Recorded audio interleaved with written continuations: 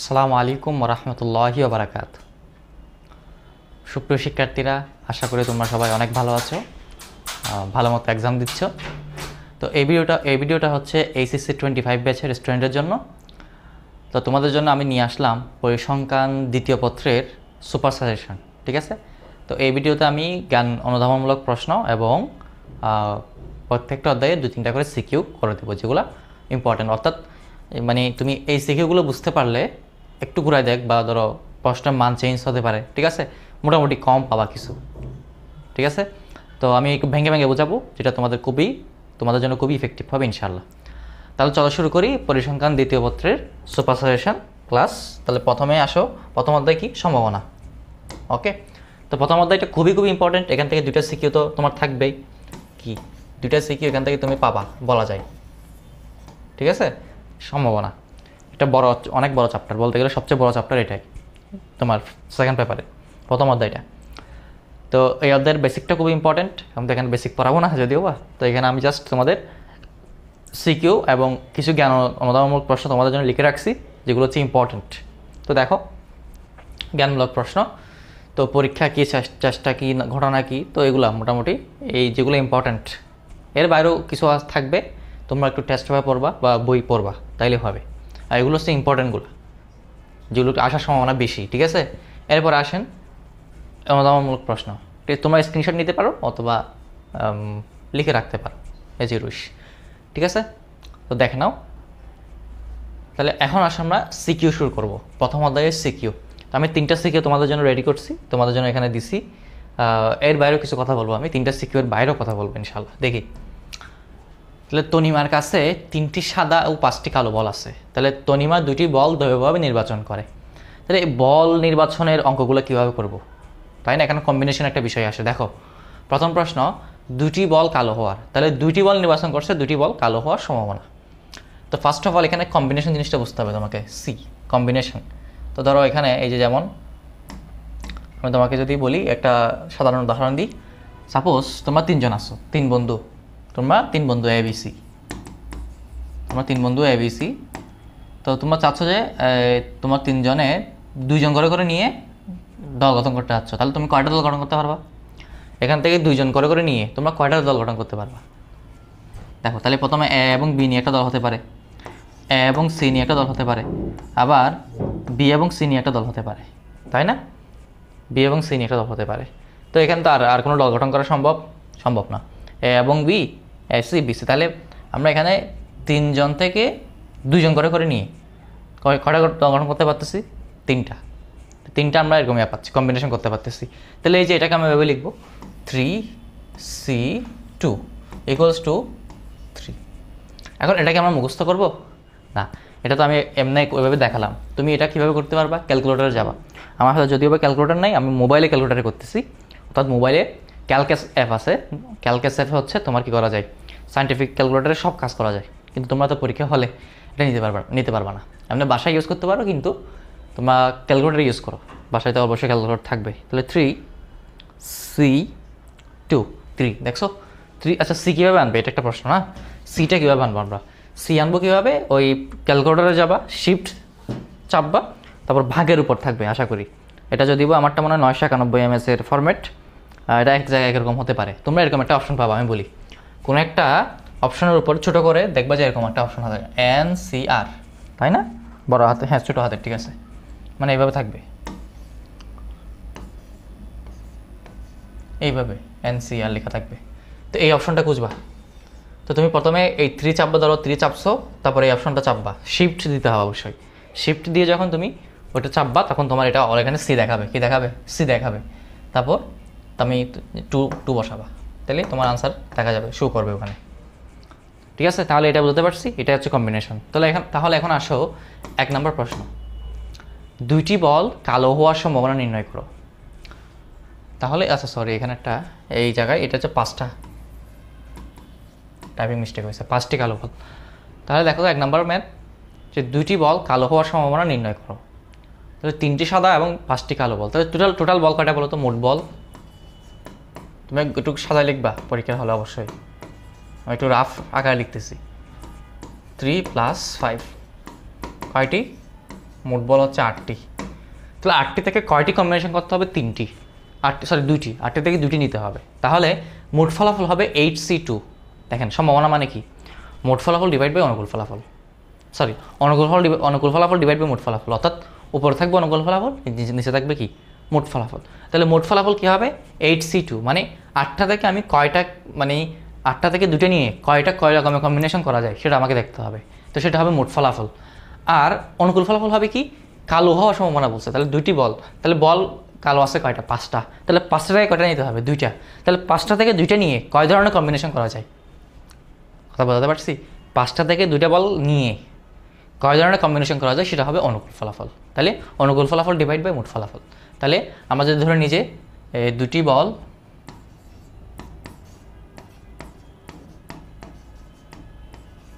এভাবে লিখতে পারো, পি অফ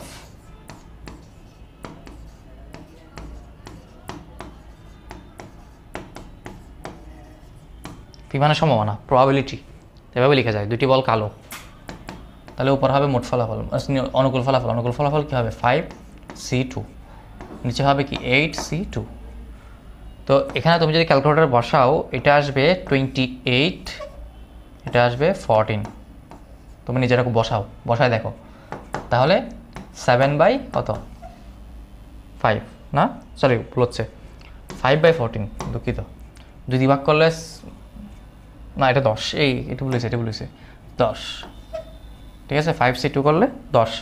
তাহলে 2 দিয়ে ভাগ করলে 5, 2 দিয়ে ভাগ করলে 14। এখন ঠিক আছে, 5/14। 5 কী হবে? 14। Done and dusted.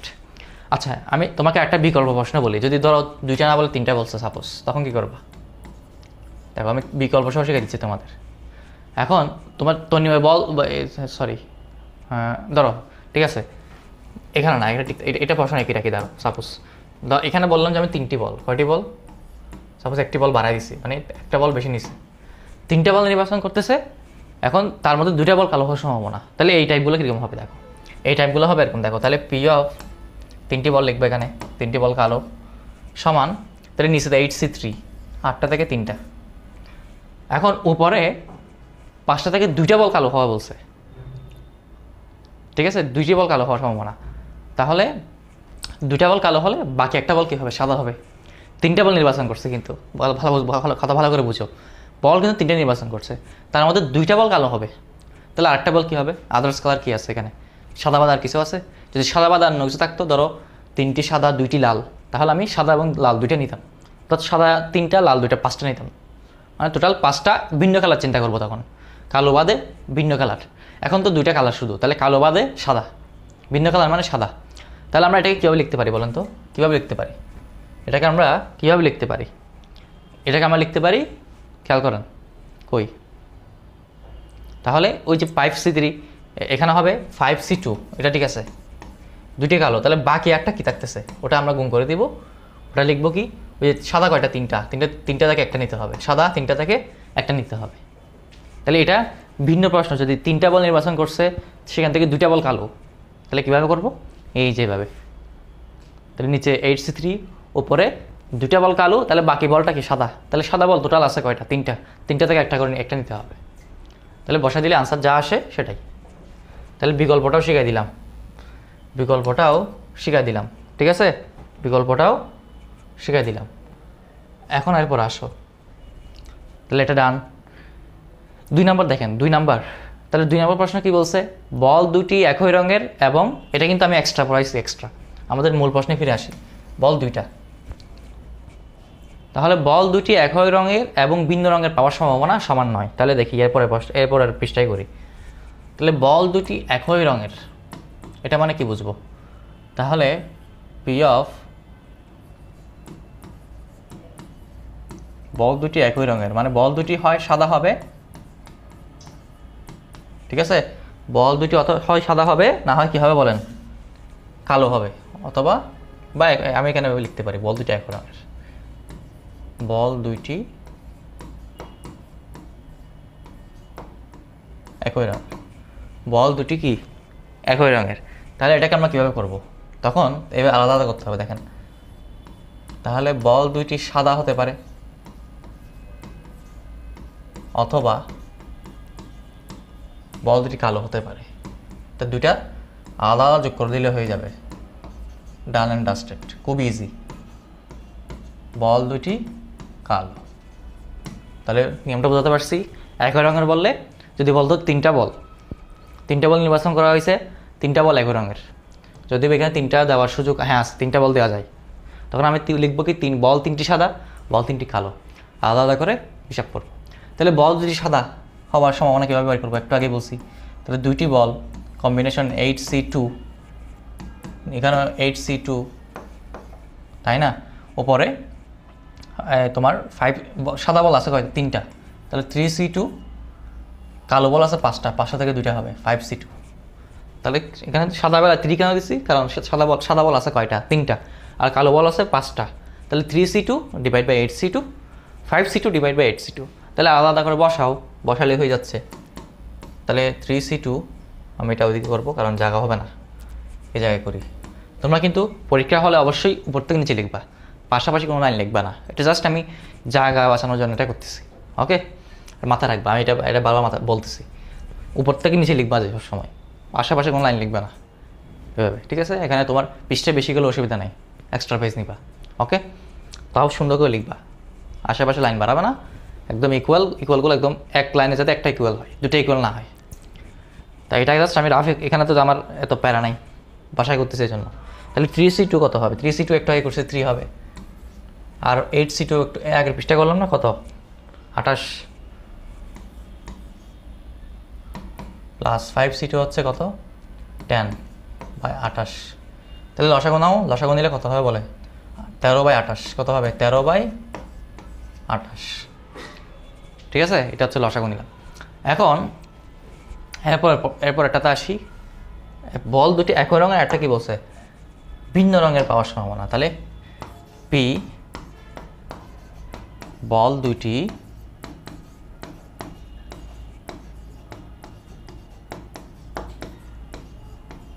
ভিন্ন রঙের, তাহলে এটা কীভাবে করবো বলেন তো? বল দুটো যখন ভিন্ন রঙের বলবে তখন দেখেন, তার মানে একটা বল হবে সাদা, একটা বল হবে কালো। কি বললাম? দুইটা বল ভিন্ন ভিন্ন মানে কি, একটা হবে সাদা, একটা হবে কালো, কারণ আমাদের অপশন এখানে দেওয়া আছে কয় ধরনের বল, 2 ধরনের বল, সাদা বল কালো বল। তাহলে একটা হবে সাদা, একটা হবে কালো। নিচে টোটাল ফলাফল থাকবে, ঠিক আছে? নিচে কি থাকবে? টোটাল ফলাফল 8C2, তাহলে উপরে 3C1 5C1। কেন বলেন তো, কেন হয়েছে এটা? কারণ 3টা থেকে একটা নিতে হবে, আর কালো 5টা থেকে একটা নিতে হবে। নিচে এখানে 28 বজায় থাকবে। আবার এটা হিসাব করেন, এটা 3C1, হ্যাঁ 3C1 করলে 3, 5C1 করলে 5, তাহলে 3 5 15 হবে। হ্যাঁ, কোনো কিছু C1 থাকলে ধরো 5C1 থাকলে 5, 6C1 থাকলে 6, ঠিক আছে? এটা তোমাকে করলে বুঝতে পারবা, 3C1 করলে 3। হ্যাঁ, তাহলে বলেন সমান হয়েছে? আমাদের প্রশ্ন কি ছিল? সমান নয়। তাহলে এই দুইটা কি নয় বলেন? দুইটা কি নয়? সুতরাং নিজে লিখে দিবেন। সুতরাং এটা আর এটা কি নয়? সমান নয়। সুন্দর করে লিখতে হবে। আমি জাস্ট রাফ করতেছি, তো আপনারা খুব সুন্দর করে গুছিয়ে লিখবেন, দেওয়া আছে থেকে শুরু করে এভরিথিং, ওকে? তা আমি জাস্ট আমাদের বোঝানোর স্বার্থে এভাবে, মানে আমি জাস্ট এখানে বোঝাচ্ছি বিষয়গুলো, গুছাই লিখতেছি না, ঠিক আছে? তার কারণ এখানে গুছাই লেখার দরকারও নেই, পরীক্ষায় লিখতে পারলে হবে। বিবেন বাসায় না লিখলে অসুবিধা নেই, কিন্তু পরীক্ষায় সব গুছাই লিখতে হবে, এটা প্র্যাকটিস করে যাবেন। তাহলে আমাদের একটা প্রশ্ন গেল, এইটা হচ্ছে কি তোমার বড় টাইপের ম্যাথগুলো। তো এখানে এই দুটো বুঝে থাকলে আশা করি একটা কমন পড়তে পারি ইনশাল্লাহ, দোয়া করেন। এরপর আসেন এ ও বি ঘটনাদ্বয়ের ক্ষেত্রে পি অফ এ সমান 0.3, পি অফ বি সমান 0.4, এ ঘটনার সম্ভাবনা 0.3, বি ঘটনা ঘটার সম্ভাবনা 0.4, এবং বি এর ইন্টারসেকশন ঘটার সম্ভাবনা হচ্ছে কত? 0.12 দেওয়া আছে। তো জনাব নাফিস বললেন যে এ ও বি ঘটনাদ্বয় স্বাধীন হলো বর্জনশীল হতে পারে না, ওকে? এখন 1 নম্বর প্রশ্ন দেখেন আগে। 1 নম্বর প্রশ্নে কি বলছে? P of A union B, এটা খুবই সহজ একটা math. P of A union B সমান, খুব easy, P of A plus P of B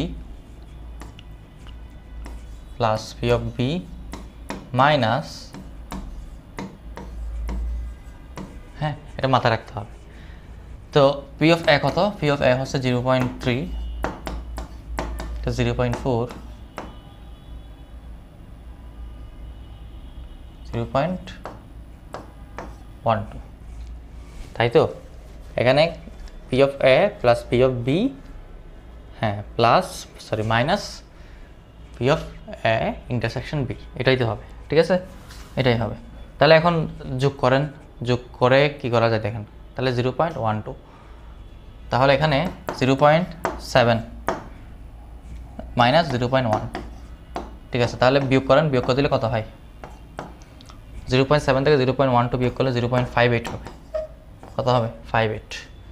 58 আবার যোগ করলে 70 হয়, ঠিক আছে? 58 ডান। তাহলে এক নাম্বারটা খুব ইজি ম্যাথ, জাস্ট সূত্রটা একটা মাথায় রাখতে হবে, এই সূত্রটা মাথায় রাখতে হবে, তাইলেই হবে। এরপর 2 নাম্বার, তুমি কি জনাব নাফিসের সাথে একমত? আচ্ছা একমত আমি ডাইরেক্ট বলতে পারবো না, করে দেখতে হবে, করে বলতে হবে যে একমত কি একমত না সেটা। তাহলে একমত কি জন্য, কখন একমত হবো? যদি বলে যে এখানে দেখা যাচ্ছে এ ও বি ঘটনাদ্বয় স্বাধীন, তাহলে স্বাধীন হওয়ার শর্ত কি বলেন? দুইটি ঘটনা স্বাধীন হওয়ার শর্ত কি? দুইটি ঘটনা স্বাধীন হওয়ার শর্ত, দুইটি ঘটনা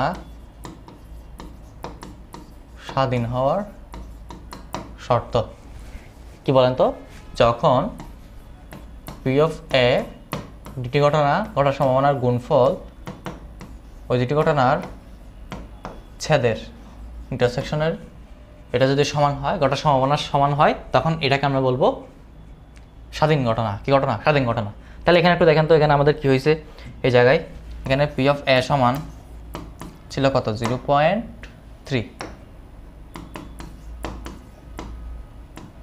পি অফ বি সমান 0.4, তাহলে আমাদের লাগতেছে দুটো গুণফল, তাহলে P of A into P of B, তাহলে 0.3 ইন্টু 0.4, তাহলে 0. কত হয়? 12। তাহলে এটা কার সমান? এটা সমান। অতএব আমরা বলতে পারি এটা একটা কি ঘটনা? স্বাধীন ঘটনা। আবার আরেকটা বলছে বর্জনশীল হতে পারে না, তাহলে বর্জনশীল হওয়ার শর্ত কি? বর্জনশীল হওয়ার শর্ত হচ্ছে A intersection B equal to 0 হতে হবে। কি হতে হবে? 0 হতে হবে। তাহলে এটা এখানে হয়েছে? হয় নাই। তাহলে এটা এখানে সমান হচ্ছে না, তাহলে এটা কি নয়? বর্জনশীল ঘটনা নয়। তাহলে আমি নাফিজের সাথে একমত, আপনারাও একমত। ওকে, এরপরে একটি নিরপেক্ষ ছক্কা ও একটি নিরপেক্ষ মুদ্রা একত্রে নিক্ষেপ করা হলো। আসিফ মন্তব্য করলো ছক্কায় জোড় সংখ্যা, মুদ্রায় টেল বাবার ঘটনাদ্বয় স্বাধীন। অর্থাৎ ছক্কায় জোড় সংখ্যা এবং মুদ্রায় টেল বাবার ঘটনাদ্বয় স্বাধীন। আচ্ছা প্রথম প্রশ্ন দেখি, মুদ্রায় হ্যাট ও ছক্কায় বিজোড় সংখ্যা বাবার সম্ভাবনা নির্ণয় করো। তাহলে আমাকে আগে একটা কী করতে হবে বলেন তো? নমুনা ক্ষেত্র তৈরি করতে হবে। তো নমুনা ক্ষেত্র তৈরি করার জন্য দেখেন, তাহলে ছক্কা 1 2 4 5 6, ছক্কায় টোটাল ফলাফল কয়টা হতে পারে? 6টা। তো এদিকে দেন,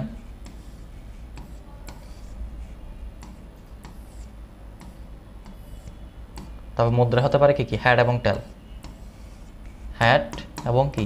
টেল। তাহলে এভাবে করলে হয়ে যায়।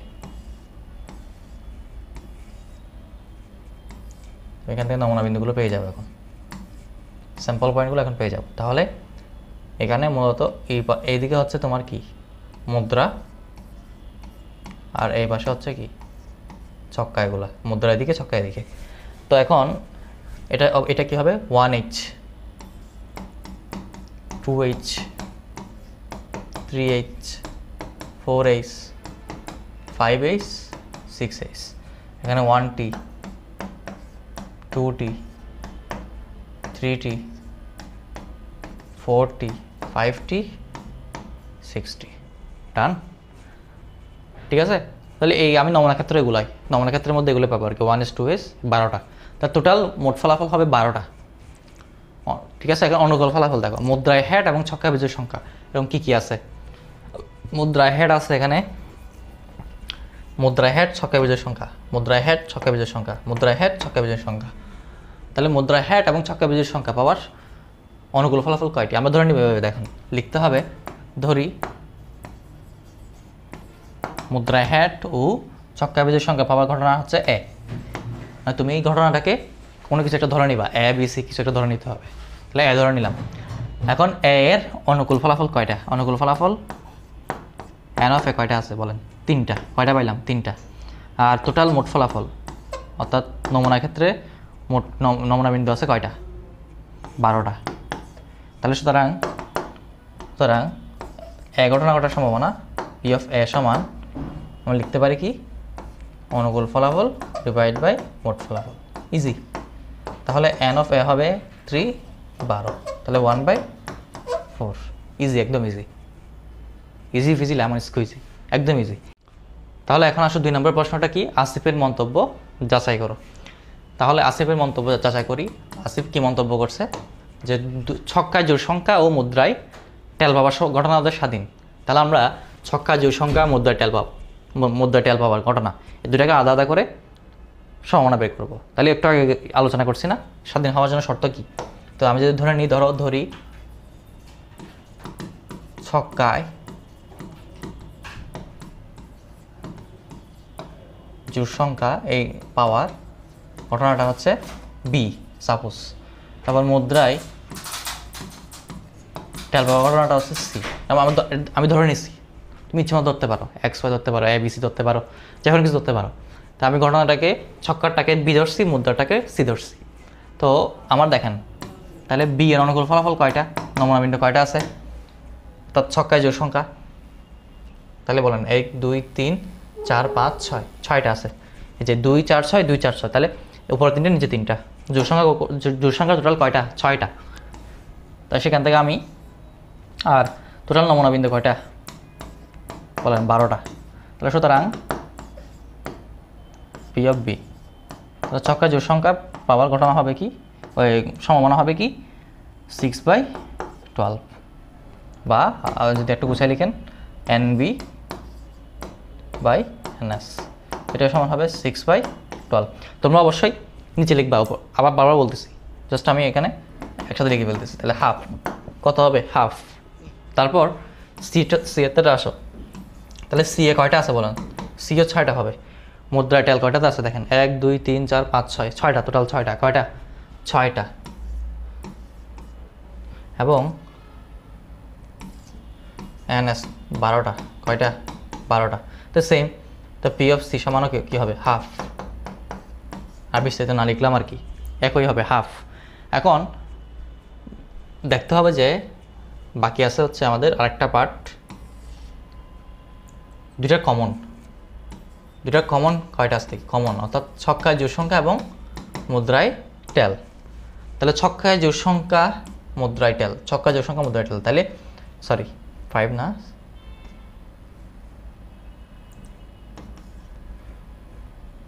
এই যেটা, তাহলে এই 3টা, তাহলে 3, সরি কোথায় চলে গেছে? এখানে 3।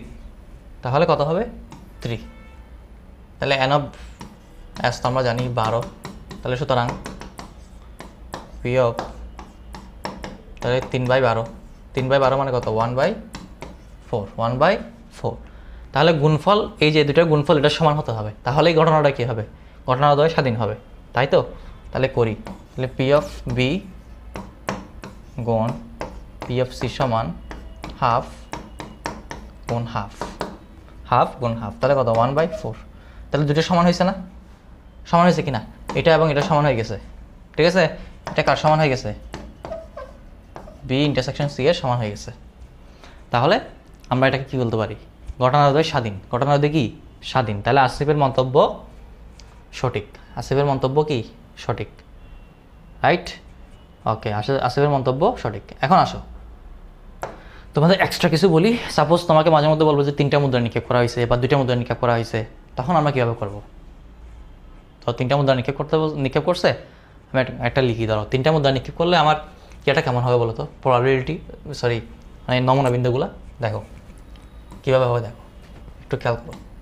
তাহলে 2টা মুদ্রা নিক্ষেপ করলে প্রথমে, সরি 3টা মুদ্রা, প্রথম 2টা মুদ্রা থেকে আমরা কী পাবো বলো? HH, HT, TH, TT, এটুকু তো মাথায় রাখবা। 3টা বললে, আর 2টা বললে তুমি এভাবে করে ফেলতে পারবা, এই যে H আর T, এদিকে H আর T, তো তুমি কম্বিনেশন কী পাবা? HH, HT, TH, TT, তাই তো? তুমি এভাবে তখন ইয়াটা করবা আর কি, বক্সটা। এটা 2টা নিক্ষেপ করলে, 2টা দুইটার ক্ষেত্রে এরকম হবে। আর তিনটার ক্ষেত্রে আমি আগে থেকে দুইটাগুলো মাথায় রাখবো, দুইটাগুলো একসাথে লিখবো। তাহলে এক পাশে উপরের পাশে দুইটাগুলো লিখলাম, তাহলে কি কি এইচএস এইচটি টিটি, তারপর টিএইচ টিটি। আর এদিকে একটাগুলো লিখবো, একটা কি এইচ এবং টি। এবার বক্সটা ফিল আপ করে দাও।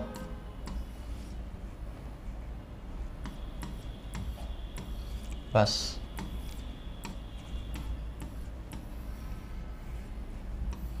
তোমরা অবশ্যই স্কেল দিয়ে করবো। আমার কাছে তো স্কেল নাই, আমি হাতে করতেছি। তোমরা অবশ্যই স্কেল দিয়ে করবা। টোটাল 8টা পাবো। এখন কয়টা পাবো? 8টা। তাহলে এই যে H H H, H H T, H T H, H T T, ডান। T H H, T H T, T T H, T T T. ঠিক আছে, তিনটা বললে এরকম হবে। তাহলে তুমি এদিকে লিখতে পারবা, এখানে দুইটা মুদ্রা, এদিকে এদিকে একটা মুদ্রা, টোটাল 3টা মুদ্রা।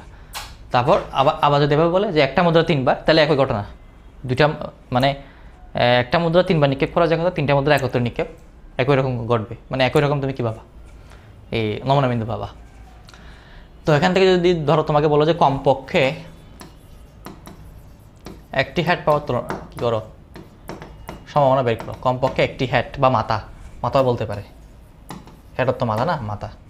তাহলে কমপক্ষে বা ন্যূনতম একই কথা। তাহলে কমপক্ষে বলক বা ন্যূনতম বলক, তাহলে এটা তো মিনিমাম। তাহলে মিনিমাম একটা হ্যাট। তাহলে একটা আমার এখানে চারটা ঘটনা করতে পারে। দেখেন, 4টা ঘটনা করতে পারে। সর্বোচ্চ সর্বনিম্ন 0 হতে পারবে, সর্বোচ্চ 3 হতে পারবে। তাহলে কমপক্ষে একটা হ্যাট মানে মিনিমাম একটা হ্যাট থাকলে হবে, তার থেকে বেশি থাকলে অসুবিধা নাই। তার মানে আমি মিনিমাম একটা এক নিব, এক থেকে বেশি হলে অসুবিধা নাই। তাহলে 2টা হলে অসুবিধা নেই, 3টা হলে অসুবিধা নেই। তো সেক্ষেত্রে আমার সম্ভাবনা কী হবে বলো তো? তাহলে সেক্ষেত্রে আমি টোটাল নমুনা বিন্দু কয়টা পাবো? তাহলে মিনিমাম একটা হ্যাট আছে, এখানে আছে, সবগুলোই হবে, শুধু এটা বাদ দিয়ে সবগুলোই হবে, কারণ সবগুলোতে একটা করে অন্তত হেড আছে। 2টা আছে, 3টা আছে, তো অসুবিধা নেই। 3টা থাকলে অসুবিধা নেই, কারণ কমপক্ষে একটা থাকলে হচ্ছে, মিনিমাম একটা থাকলে হয়েছে, এর বেশি থাকলেও অসুবিধা নেই। তখন আমার তোমার অনুকূল ফলাফল হবে কত বলেন তো?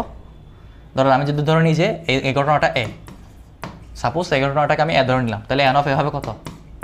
ধরে নিতে হবে একটা, ঠিক আছে, 7। এন অফ এস এখানে কয়টা? 8টা। তাহলে আমার সম্ভাবনা হবে কত? 60/8, 7/8। তাহলে পি অফ এ সমান হবে কত? 7/8। আচ্ছা, এখন আমি যদি কমপক্ষে না দিয়ে বলি যে সর্বোচ্চ, বাট হেড না দিয়ে মাথা, ধরো এবার টেল দিলাম, লেস,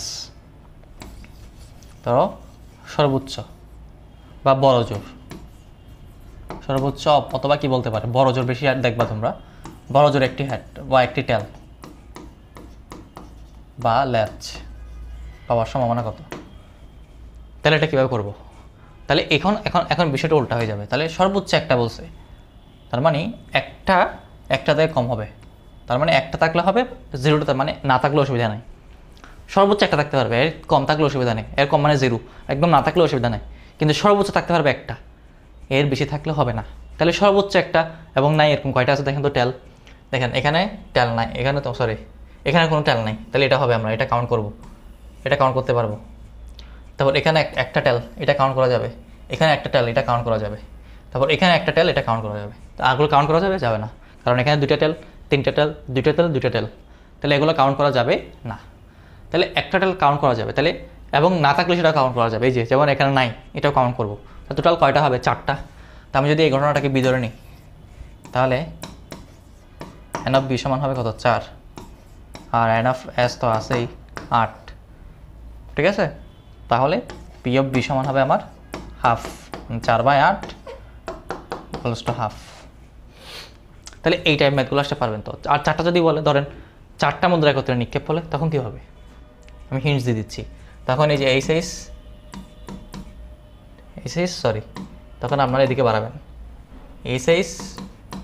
এইচটি, ওদিকে যেমন 4টা দিকে 4টা হয়ে যাবে, তখন টিএস টিটি, এগুলো বাসায় করবেন নিজেরা। তাই এখানে এভাবে করবেন, মিলাই করে ফেলেন, শেষ, একদম ইজি। তাহলে এখানে হবে বলেন এইচ 4টা এইচ হয়ে যাবে। এই জায়গায় কী হবে? একটা যদি দেখা দিচ্ছি, বাকিগুলো বাসায় নিজেরা করে ফেলবেন। টোটাল তখন পাওয়া যাবে 16টা। কয়টা?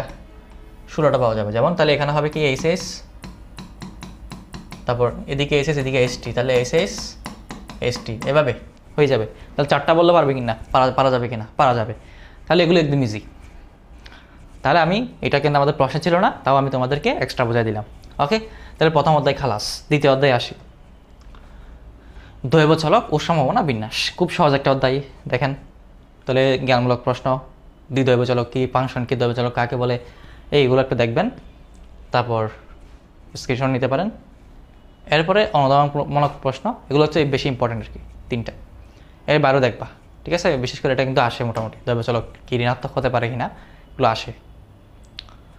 আচ্ছা, এবার আসো এরপরে আসি। একটি বিচ্ছিন্ন দৈব চলক এক্স এর সম্ভাবনা ফাংশন নিম্নরূপ। তারপর এখানে এই যে এই লাইনটা পরের লাইনে আসা উচিত ছিল, তাই একসাথে চলে আসছে, অসুবিধা নেই। তো এটা মানে এটা এক লাইনে হবে আর কি। তারপর আলতাফ স্যার বললেন যে এটা এবং এটা সমান নয়, আর এটা সমান, সরি। তাহলে 1 নম্বর প্রশ্ন কি দেখেন, এই অধ্যায়ের মতো সহজ, মানে এত সহজ।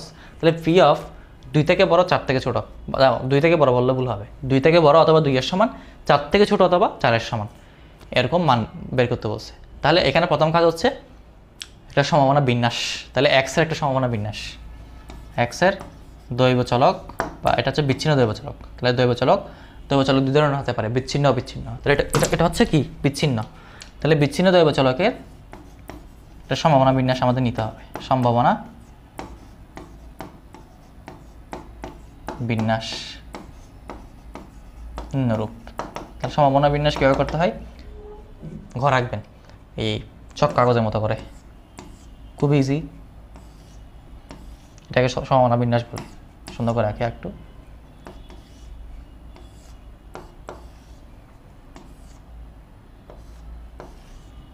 এত ভালো দরকার নাই। তাহলে উপরে হবে এক্স, নিচে হবে পি অফ এক্স। তাহলে এখানে দেখেন এক্সের মান কত কত হতে পারে, 0 দেওয়া থাকবে, এটা 1 2 3 4। তাহলে এভাবে করে ফেলবেন। তাহলে এখন 0 বসালে এই পি অফ এক্স আমাকে সম্ভাবনা ফাংশন দিয়ে দিছে না, ফাংশনে জাস্ট মান বসাবেন। তাহলে 0 বসালে 4/30। তাহলে 4/30 মানে কত, 2/15, 2 দিয়ে ভাগ করে দেন, তাহলে 2/15। ঘরটা বেশি ছোটো হয়ে গেছে না, একটু বড় করে রাখি, এটা বেশি ছোটো হয়ে গেছে, এইদিকে করে রাখি। তাহলে এটা আমি এখানে আঁকতেছি, কিন্তু এটার নিচে লিখতে হবে, এটার নিচে লিখতে হবে, ঠিক আছে? জাস্ট আমি একটু বড় করে দেখানোর জন্য এদিকে আঁকতেছি।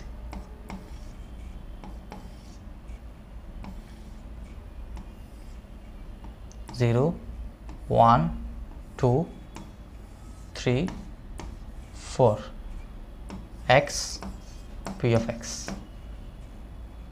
এটা ছোটো হাতের এক্স হবে। তাহলে এক্স হচ্ছে 0 1 2 3 4। প্লাস 0 বসালে 4/13 অর্থাৎ 2/15। 1 বসালে 1 + 4, তাহলে 5/30। 5/30 করলে কত হয় বলেন, 5/30 করলে 1/6, 1/6। তারপর 2 বসালে 6/30, তাহলে 1/5 হয়ে যাবে, 1 কত হয়ে যাবে 5। তো 3 বসালে 7/30, এটা ভাগ করার সুযোগ নেই, ভাগ করার সুযোগ নেই। তার 4 বসা দেন, 4 4 8, তাহলে 8 2 ভাগ করলে 4, তাহলে 8/30।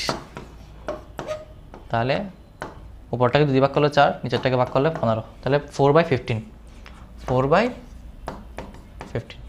তাহলে আমরা সম্ভাবনা কী পেয়ে গেছি, এটা হচ্ছে বিন্যাস, সম্ভাবনা বিন্যাস বলা হয় এটাকে। কী বলা হয়, সম্ভাবনা বিন্যাস বলা হয়। এখন এখান থেকে আমরা এটা বের করব। তাহলে 1 নম্বর প্রশ্নে কী ছিল, এটা এখানে করা যাবে, এই জায়গা, আচ্ছা করে ফেলতে পারবো আশা করি। তাহলে দেখি পি, তাহলে এটা কীভাবে করবো, এটা হবে তাহলে 2 থেকে বড়, 2 সমান 2 থেকে বড়, তাহলে P of x equals two 2, x equals two 3, x equals two 4। তো এখন জাস্ট ওখান থেকে দেখে বসা দেন, তাহলে 2। আচ্ছা আমরা মনে হয় এটা এভাবে না ভেঙে যদি 30 দিয়ে লিখে দিই তাহলে আরও ভালো হবে, মানে হিসাব করতে সুবিধা হবে। আমরা এটাকে এভাবে না লিখি, যেটা ভাগ করে লিখছে এই ভাগটা করবো না আর কি, ডাইরেক্ট বসাই দিব। দেখেন তাহলে আমরা লিখবো কীভাবে, 4 আর 0, তাহলে 4/30, 5/30, 6/30, 8/30। তাহলে একটু সুবিধা হবে, এই লসাগু নিতে সুবিধা হবে, কাজটা তাড়াতাড়ি হয়ে যাবে। তাহলে x = 2, 6/30, 7/30 প্লাস 8/30। তাহলে যোগ করে দেন, 30 লসাগু নেন, তাহলে 6 যোগ 7 13, 13 আর 8 যোগ করলে 21, 13 সাথে 20, একে যোগ করলে কত হয়? 21। ঠিক আছে, কত হয় বলেন? 21। তাহলে 21/30। এখন এটাকে 3 দিয়ে ভাগ করে দেন, এবার ভাগ করেন, তাহলে 3 7 21, 3 10 30। ঠিক আছে বলেন? ঠিক আছে, ডান। 7/10। তাহলে আমরা এটা পেয়ে গেছি, একদম ইজি। যদি এখানে আমার বলো 0 থেকে 2, তখন আমি এখানে 0 দিয়ে শুরু করতাম, 2তে শেষ করতাম। যদি সাপোজ এরকম দিত, তখন শুধু একটা, তখন 0 থেকে বড়, 2 থেকে ছোট, 0 নেওয়া যাবে না, 2 নেওয়া যাবে না। যখন এভাবে দিবে তখন আমরা 0 2 নিব।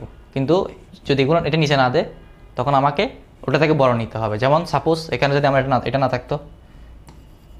থাকতো, তখন আমার এই অংশটা থাকতো না, তখন 3 + 4। আর যদি এটাও না থাকতো, তাহলে অনলি 3। 2 থেকে বড়, 4 থেকে ছোটো, শুধু একটা মান 3। তাহলে বোঝাতে পারছি? এই হচ্ছে কথা। তাহলে এটা ডান। এবার আসেন 2 নম্বর প্রশ্ন। তাহলে 2 নম্বর প্রশ্নে কি বলছে? আলতাফ স্যারের উক্তিটি। তাহলে আলতাফ স্যার একটা উক্তি দিচ্ছে যে এটা সমান এটা হবে। তাহলে এটা আমরা এটা ব্যাখ্যা করবো। তাহলে আগে ওই পার্টটা দেখি। প্রথম পার্টটা কি? পি অফ 0 থেকে বড়, 0 সমান 0 থেকে বড়, 2 এর সমান বা 2 থেকে ছোট। তাহলে এটা কি হবে? x = 0, x = 1, x = 2। এই তিনটা। ঠিক আছে, এই তিনটা। তাহলে পি অফ x = 0 কত? দেখেন তো, 0 বসায় দেন। তাহলে সরি, আচ্ছা এগুলো তো বসানোর কিছু নাই, এগুলো আমরা এখানে করছি। প্রয়োজন এটা আবার লিখবা ঘ নাম্বারে, যে x এর সম্ভাবনা বিন্যাসটা আবার লিখবা, তারপর কাজগুলো করবো। তাহলে 0 1 2 লাগতেছে। 4/30, 5/30, 6/30, 4/30, 5/30, 6/30। আচ্ছা,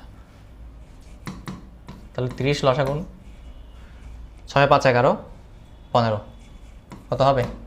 15। কেমনে? এই যে লসাগু নেন, লসাগু নিলে 30কে 30 দিয়ে ভাগ করলে 1, 4 5 6, 3টা থাকবে পরে। তাহলে 5 আর 4 9, 9 আর 6 যোগ করলে কত? 15। তাহলে 15কে 30 দিয়ে ভাগ করলে হাফ, তাহলে কত হচ্ছে? হাফ পাচ্ছি। তাহলে এটার মান আমরা হাফ পাইলাম। এটার মান আমরা কত পাইলাম বলেন? হাফ পাইলাম। তাহলে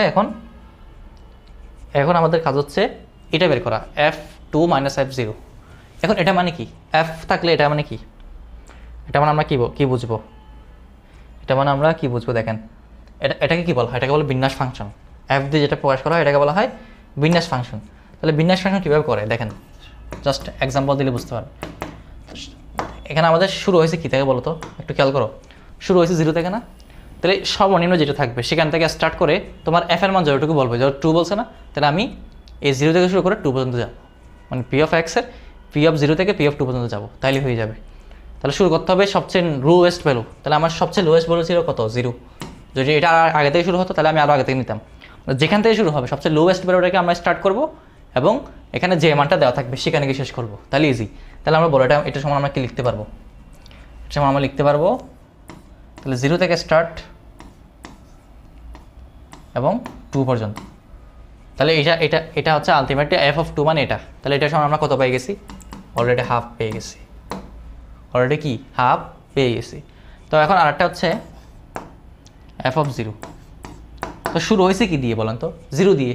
তো এটা আসলে f(0) সমান p(x) = 0, আর কিছুই না। কেন? কারণটা কি? কারণ হচ্ছে শুরু হয়েছে কি? 0 দিয়ে শুরু হয়েছে। এখানে সর্বনিম্ন মান 0, তোমাকে এখানে f এর মধ্যে দিছে 0, তার মানে একটাই মান, আর বেশি যাবে না। সাপোজ আমাকে যদি f সমান f3 দিত, তখন আমার কি হতে জানো? তখন 0 থেকে শুরু হবে 3 পর্যন্ত, সিম্পল হিসাব। যদি f4 থাকে 4 পর্যন্ত, ব্যাস কথা ক্লিয়ার? আর ধরো যদি আমার এরকম হতো, ধরো এই জিনিসটা শুরু হয়েছে -2 থেকে, সাপোজ এখানে শুরু হয়েছে -2 থেকে, তখন আমি এটা -2 থেকে স্টার্ট করব, অর্থাৎ যেটা সবচেয়ে লোয়েস্ট ভ্যালু থাকবে সেখান থেকে স্টার্ট, একদম ইজি। তাহলে এর থেকে সহজ ভাষায় বলা যায় না। তাহলে এটা পারা যাবে, কোনো ভুল হবে? আশা করি ভুল হবে না। তাহলে এখন এটা বসাই, এটা হচ্ছে তাহলে 1 = 0, এটা কত? 1 = 0 হলে 4/30, 4 বাই কত? 30, তার মানে 15/2, 2 বাই কত? 15। আর এটাকে আমরা সাপোজ এটা রেখে দিব 15/30, 30, তাহলে 15 দিয়ে ভাগ করছিলাম না? আচ্ছা 15 দিয়ে যাই হোক, তাহলে এটাই আসে। তাহলে আমাদের কাজ হচ্ছে কি f2 - f0, তাহলে f2 -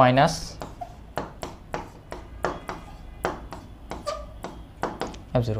আমরা দেখো একটা জিনিস করি, এটাকে হাফ না লিখে ওই 15/30 লিখি, একটা ক্ষেত্রে সুবিধা হবে। এরকম সুবিধা হবে, দেখেন এইটাকে আমরা মানে ভাগ করলাম না, সাপোজ এইভাবে রাখলাম, এখন বিয়োগ করেন, বিয়োগ করতে সুবিধা হবে। তাহলে 15 একটা হচ্ছে 15/30, একটা হচ্ছে 4/30, ঠিক আছে? তাহলে সমান 30 যদি লসাগু নেন, 15 থেকে 4 গেলে কত? 11, কত হয়? 11। তাহলে 11/30, এটা হচ্ছে হাফ, তাহলে সমান হয়েছে? হয় নাই। তার মানে আলতাফ স্যারের উক্তিটা কি নয়? সঠিক নয়। বলেন আলতাফ স্যারের উক্তিটা কি নয়? সঠিক নয়। কি নয়? সঠিক নয়। তাহলে একটা আসতেছে হচ্ছে 11/30, একটা হাফ, তাহলে আলতাফ স্যার যেটা বলছে এটা কি নয়? সঠিক নয়। আচ্ছা, অনেকে মনে প্রশ্ন জাগতে পারে যে স্যার এটা যদি আমি ভাগ করে করি তাহলে অসুবিধা হবে? হবে না। দেখেন হাফ, এটা কত হতো? তাহলে 2 দিয়ে ভাগ করলে 2 এরকম আসতো। তাহলে বিয়োগ করেন, হাফ মাইনাস 2/15, তাহলে এখান থেকে লসাগু কী হবে? 30, কারণ এই দুইটার মধ্যে কোনো কমন ইয়া থাকবে না, ঠিক আছে? কারণ এটা মৌলিক সংখ্যা। তাহলে 30কে 2 দিয়ে ভাগ করলে 15, 30কে 15 দিয়ে ভাগ করলে 2, আচ্ছা সরি 30কে 15 দিয়ে ভাগ করলে 2, আবার 2 2 4, উপরে একটা 2 আছে, তাহলে 2 2 কত? 4, তাহলে 11/30। তাহলে এভাবে করলেও আনসার একই আসবে। তো এভাবে করলে একটু তাড়াতাড়ি হয়ে যায় আর কি, এই জন্য আমি এভাবে করছিলাম। তো এভাবে করলে অসুবিধা নেই, যে কোনো একভাবে করলে হইলো, ঠিক আছে? তাহলে আমাদের এই হচ্ছে মোটামুটি 2 নাম্বারটা গেল। তাহলে আলতাফ স্যারের কথা কি নয়? সঠিক নয়। এরপরে কোনো একটি বিচ্ছিন্ন দৈবচলক y এর সম্ভাবনা ফাংশন নিচে দেওয়া হলো, ঠিক আছে? এই যে আবার একটা সম্ভাবনা ফাংশন দিছে উদ্দীপকের আলোকে k এর মান। এই k এর মান নির্ণয় করার জন্য খেয়াল করো, আমাদের একটা শর্ত আছে যে summation of p of x = 1 হয়, অর্থাৎ মাথায় রাখবে তোমাকে যেগুলো মান দেওয়া থাকবে এগুলো যোগফল 1 হতে হবে। যদি দৈবচলকের সম্ভাবনা ফাংশন হয় বিচ্ছিন্ন দৈবচলকের, তখন এটার যোগফলটা অবশ্যই 1 হতে হবে। তো এই শর্ত থেকে আমরা k মান বের করতে পারবো। যদিও এখানে আমার y দিছে, তো আমরা এখানে p of x না দিয়ে p of y দিব। কি দিব? p of y। এবং কয়টা মান বলেন তো? মান কয়টা? 1 2 3 4টা, 4টা। তাহলে এটা আচ্ছা অসুবিধা নেই। দেখেন তাহলে এখন আসে আমরা p of y সমান 1, সমান কি? সমান হচ্ছে 1। এই শর্ত থেকে আমার কাজ করতে হবে। এখন আমরা ওই আবার সম্ভাবনা ফাংশন নিব, y এর কি ফাংশন? সম্ভাবনা ফাংশন। তাহলে বসান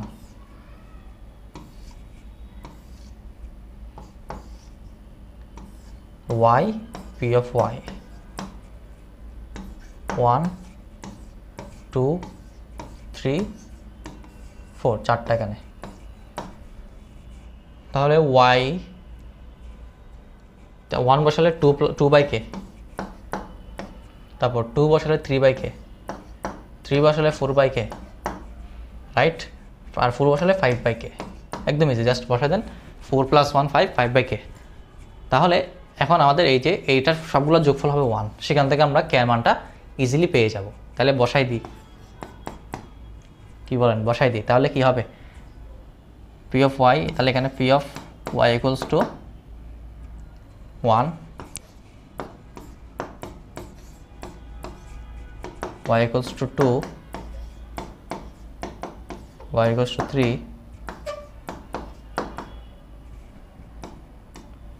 y equals to 4 equals to 1।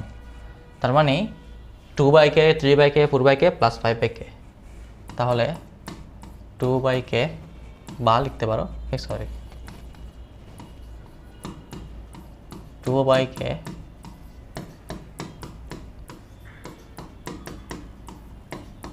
সমান 1।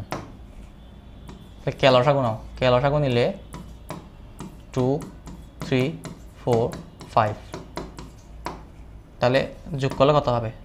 5 9 14, 14/k সমান 1। তাহলে সুতরাং কে সমান কত হবে? 14। কে সমান কত হবে? 14। ওকে, কে সমান কত হবে? 14। তাহলে আমরা পেয়ে গেছি 1 নম্বরটা। 2 নম্বর প্রশ্ন কি বলছে? যদি কে সমান 20 হয় তবে উদ্দীপকের আলোকে যাচাই করো যে এটা থেকে এটা সমান নয়। ঠিক আছে, তাহলে আমরা কীভাবে করতে পারি দেখুন, সমমানা ফাংশন আবার নিতে হবে। এবার কে সমান 20 বলে দিছে, 20 মানটা বলে দিছে এবার, তাহলে আবার আমরা সমমানা ফাংশন নিব y এর।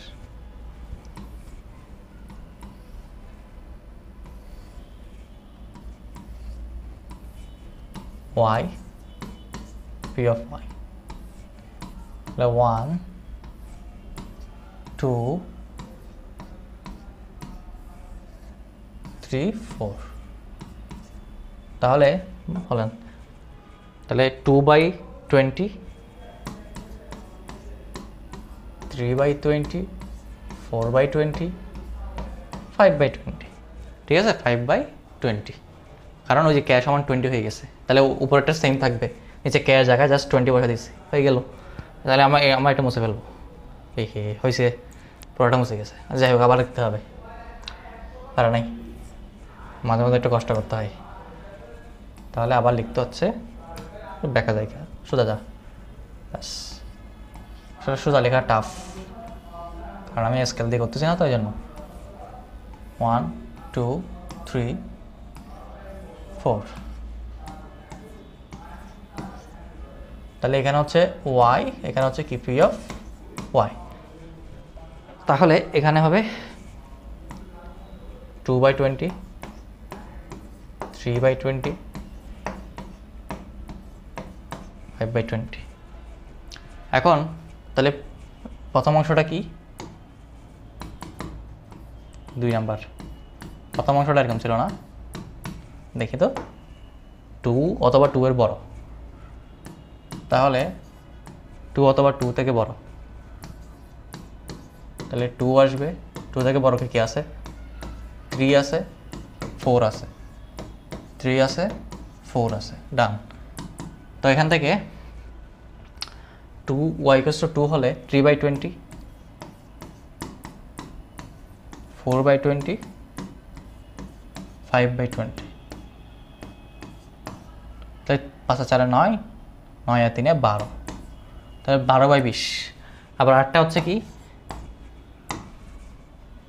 3 বা 3 থেকে ছোট, 3 বা 3 থেকে ছোট। তাহলে ছোট কি কি আছে? 0 আছে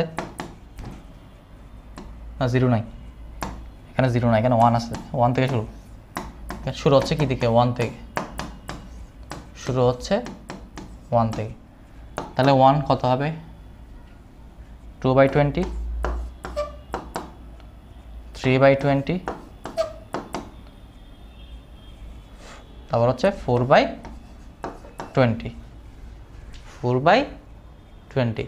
ঠিক আছে, তাহলে এখানে 20 লসাগু নেন, 5 9, তাহলে সমান হয়েছে?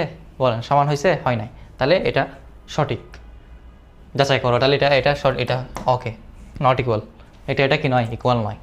এরপর আসি, তাহলে দ্বিতীয় অধ্যায় শেষ। তৃতীয় অধ্যায় আসি।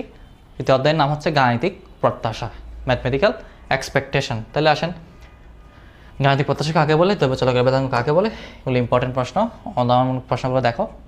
এরপর আসো, কোনো একটি বিচ্ছিন্ন দৈব চলক y এর সমমানা বিন্যাস নিচে দেওয়া হলো। y এর সমমানা বিন্যাস, তাহলে এখানে এটা x হবে না, এটা y হয়ে যাবে। এটা কি হয়ে যাবে? এটা y হবে, বলে x হয়ে গেছে, x লেখা আছে। তাহলে দেখেন এখানে মানগুলো দেওয়া আছে, তারপর উদ্দীপকের আলোকে এটা বের করতে বলছে। এটাকে আমি করে দিব না, আমার দেওয়া উচিত হবে না, জাস্ট আমি হিন্টস দিয়ে দিই। এখানে কিন্তু সমমানা বিন্যাস দেওয়া আছে, আমাকে আলাদা করে লিখতে হচ্ছে না। লিখবে না, মানে খাতা লিখবা, তাও লিখবা খাতায়, মানে আমাকে ওই কাজ করতে হবে না আর কি কোনো কিছু মান বসায় দিয়ে, এখানে ডাইরেক্ট দেওয়া আছে, এটা বলতেছি। তো এখানে এটা তোমরা নিজেরা করবা 1 নম্বরটা। জাস্ট আমি হিন্টস দিয়ে দিই। f(2) মানে কী হবে এখানে বলেন? শুরু হবে কি থেকে? এই যে দেখেন এখানে শুরু হয়েছে -3 থেকে, তাহলে -3 থেকে বড় হবে কতটুকু পর্যন্ত যাবে? 2 পর্যন্ত যাবে, তাহলে সব আসবে, তাহলে এটা মান 1 আসবে শিওর। দেখবা নিজেরা করে দেখবা, এটা মান কত আসবে? অবশ্যই 1 আসবে। বলেন কি আসবে এটা বলেন। আচ্ছা এটা x না, এটা y, যেহেতু এখানে y বলছে। বা তুমি চাইলে এটাকে -3 থেকে না বলে ডাইরেক্ট এভাবে লিখতে পারো, সব চলে আসবে, এভাবে লিখলেও হবে। ঠিক আছে, তাহলে এটা মান আসবে কত? 1। এটা নিজেরা করো, কারণ সবগুলো আসছে এখানে। এরপরে -2 অবশ্যই পারবা। -2 কত হবে? কতটুকু পর্যন্ত হবে? -2 পর্যন্ত। ঠিক আছে, তার মানে এই দুইটা মান যোগ করবা, দুটো মান যোগ করলে যা আসে, তাহলে এটা থেকে এটা বিয়োগ করে মান বের করবা। তাহলে এটা আমি করতেছি না, নিজেরা পারবা, এটা নিজেরা পারবা।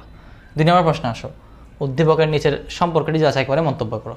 তাহলে E(y) মানে হচ্ছে তোমার প্রত্যাশা, আর এটা B মানে ভেদাঙ্ক। তাহলে y এর প্রত্যাশিত মান বের করতে বলছে, y এর ভেদাঙ্ক বের করতে বলছে। ঠিক আছে, তাহলে দুটা করি। তাহলে E(y) সূত্র কি? ফার্স্ট অফ অল এটা জানতে হবে, তাই না? E(y) সূত্র কি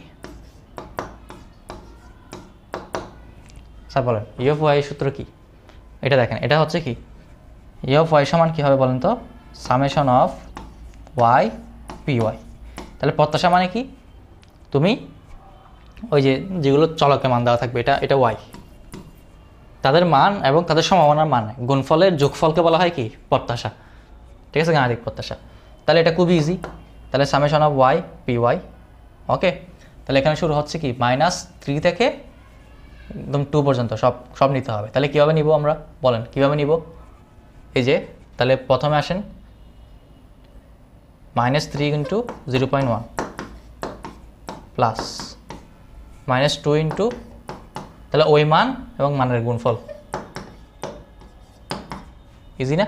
তারপর -1 × 0.1, তারপর 0 to 0.4, তারপর 1 × 0.2, তারপর লাস্টে বাকি আছে 2 × 0.05।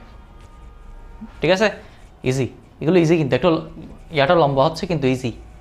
এখানে কঠিন কিছু নাই। ঠিক আছে, তাহলে তুমি এবার এটাকে y1, এটা y2, y3, y4, y5, y6 এভাবে চিন্তা করতে পারো। তুমি y1 × p(y1), y2 এভাবে লিখতে পারো, আর ডাইরেক্ট এভাবে লিখে দিলে অসুবিধা নেই। তাহলে বলেন আমাদের মান কত হবে? আমি একটু হিসাব করি। এটা তোমরা আমি হিসাব করছিলাম, আমার হিসাবে এভাবে এরকম আসতেছিল, তোমরা নিজেরা একটু করে দেখবা। -0.4 মাইনাস কত আসতেছে? 0.4। তোমরা নিজেরা একটু যাচাই করবা। ঠিক আছে, বাসায় অবশ্যই নিজেরা একবার করবা। এরপর আসো v(y). তাহলে এখানে বলতেছে কি E(y) v(y) থেকে বড় হবে। ঠিক আছে, তো এটা আমাদের সঠিক কিনা একটু দেখি। তাহলে v(y) কীভাবে বের করে? ভেদাঙ্ক নির্ণয়ের সূত্র কি? তাহলে এটা হচ্ছে ভেদাঙ্ক নির্ণয়ের সূত্র হচ্ছে E(y² মাইনাস হোল স্কোয়ার। এখন আমি এটা মান জানি, E(y) এখানে বের করছি না খ নাম্বারে, মানে প্রথমে খ নাম্বার না, মানে E(y) বের করার সময় বের করছি না, তো এটা অলরেডি বের হয়ে গেছে, কিন্তু এটা বের করতে হবে। তো এটা কীভাবে বের করবো? এটা আগে করে ফেলতে হবে, তারপরে আমি এটা বসাবো। তাহলে এটা কীভাবে করবো? একদম সিম্পল, জাস্ট এখানে y এর জায়গায় y² হবে, আর কোনো পার্থক্য নাই। y জায়গায় কী হয়ে যাবে? y²। তা আপনি এবার কী করবেন এখন বলেন? এই যে -3² ইন্টু এখানে যেটা -3 ছিল, এটা -3² লিখতে হবে। তাহলে -3² কোণ 0.1, তারপর -2² ইন্টু 0.15। এবার করতে করতে যেটা লাস্ট 2, তার 2² ইন্টু 0.05²। এটা আপনারা সব করবেন, পড়াটা দেখাচ্ছি না আর কি আমি, সরি 2² ইন্টু 0.05, এখানে কোনো স্কোয়ার নাই, 0.05। ঠিক আছে, তাহলে এগুলো সব যোগ করতে হবে, যোগ এখানে মাঝখানে গুণ দিয়ে দিয়েছি, এটা যোগ হবে, সরি মাঝখানে এগুলো যোগ হবে, গুণ করে যোগ, সামেশন মানে যোগফল, ঠিক আছে, এভাবে যাবে। কথা বোঝাতে পারছি? হ্যাঁ, বোঝাতে পারছি কি না? আশা করি বোঝাতে পারছি। তাহলে এখান থেকে যোগফলটা কত আসবে, এটা যদি আমি হিসাব করছিলাম, এটা হিসাবে আমার হিসাবে আসতেছে কত, 2। কত আসতেছে? 2। তো নিজেরাও করবেন, এটা আনসার আসতেছে কত, 2 হিসাব নিকাশ করলে। তাহলে আমাদের এখানে 2 মাইনাস, তাহলে এটা পাইছিলাম কত, এটা পাইছিলাম 0.4। তাহলে 0.4 স্কোয়ার, তাহলে 0.4 স্কোয়ার করলে কত হয় বলেন তো? 0.4 স্কোয়ার করলে 0.16। এখন মাইনাসকে দেখো, এটা মাইনাস ছিল, তো মাইনাসকে বড় করলে কী হয়ে যায়, প্লাস। তো এটা 1.84 আসবে। কত আসবে? 1.84। তো আমার এখানে মন্তব্য ছিল কি, E of Y V of Y থেকে বড় না, এটা ভুল। এখানে হবে কি, এটা থেকে বড়, কারণ ওটা হচ্ছে -0.4, এটা 1.84। তাহলে আমরা বলতে পারি এটা ভুল। তাহলে যাচাই করলাম এটা সঠিক নয়, এই সম্পর্কটি কি নয়, সঠিক নয়। এরপর আসি, তাহলে খুবই সহজ। তাহলে প্রত্যাশার ভেদাঙ্কের সূত্রটা দেখো এবং গাণিতিক প্রত্যাশার সূত্র, খুব ইজি। আর ওয়াই স্কয়ার কীভাবে করবো, যদি এখানে ওয়াই কিউব দেয় তাহলে এখানে ওয়াই কিউব, এখানে ওয়াই টু 4 দিলে ওয়াই টু 4, ইজি। ওকে, একদম ইজি। তো কোনো একটি বিচ্ছিন্ন দৈবচলক এক্সে সমানাবিন্যাস নিচে দেওয়া হলো। তো এখানে ওয়াই সমান 3x + 5, যে দুটো তথ্য দেওয়া আছে। প্রথম প্রশ্ন, গাণিতিক প্রত্যাশা মান করো। তাহলে এটা ইজি, তোমার নিজেরাই করবা, জাস্ট আমি হিন্টস দিয়ে দিচ্ছি, বলেন না, একটু আগে করলাম। তাহলে ই অফ এক্স সমান কী করতে হবে, summation of x P x. বাকি কাজ তোমাদের, বাকি কাজ তোমরা করে ফেলবা, ঠিক আছে। তাও আমি আনসার বলে দিচ্ছি। আনসার এখানে আমার হিসাবে আসতেছে 0.45, না 0.40, সরি 0.40 মিলাই নিবা, তোমার নিজেরা একটা করার মিলাই নিবা, ঠিক আছে। আমার ভুলও হতে পারে, এটা আমার হিসাব করছিলাম, আমার সঠিক হিসাব সঠিক না ভুল, তোমার নিজের একটু যাচাই করে নিবা। তারপর B 3x - 12 B of 3y - 12 এর মধ্যে তুলনা করো। তাহলে এটা আমরা কীভাবে করব, তাহলে 3x - 12, খেয়াল করেন, তাহলে 2 নম্বর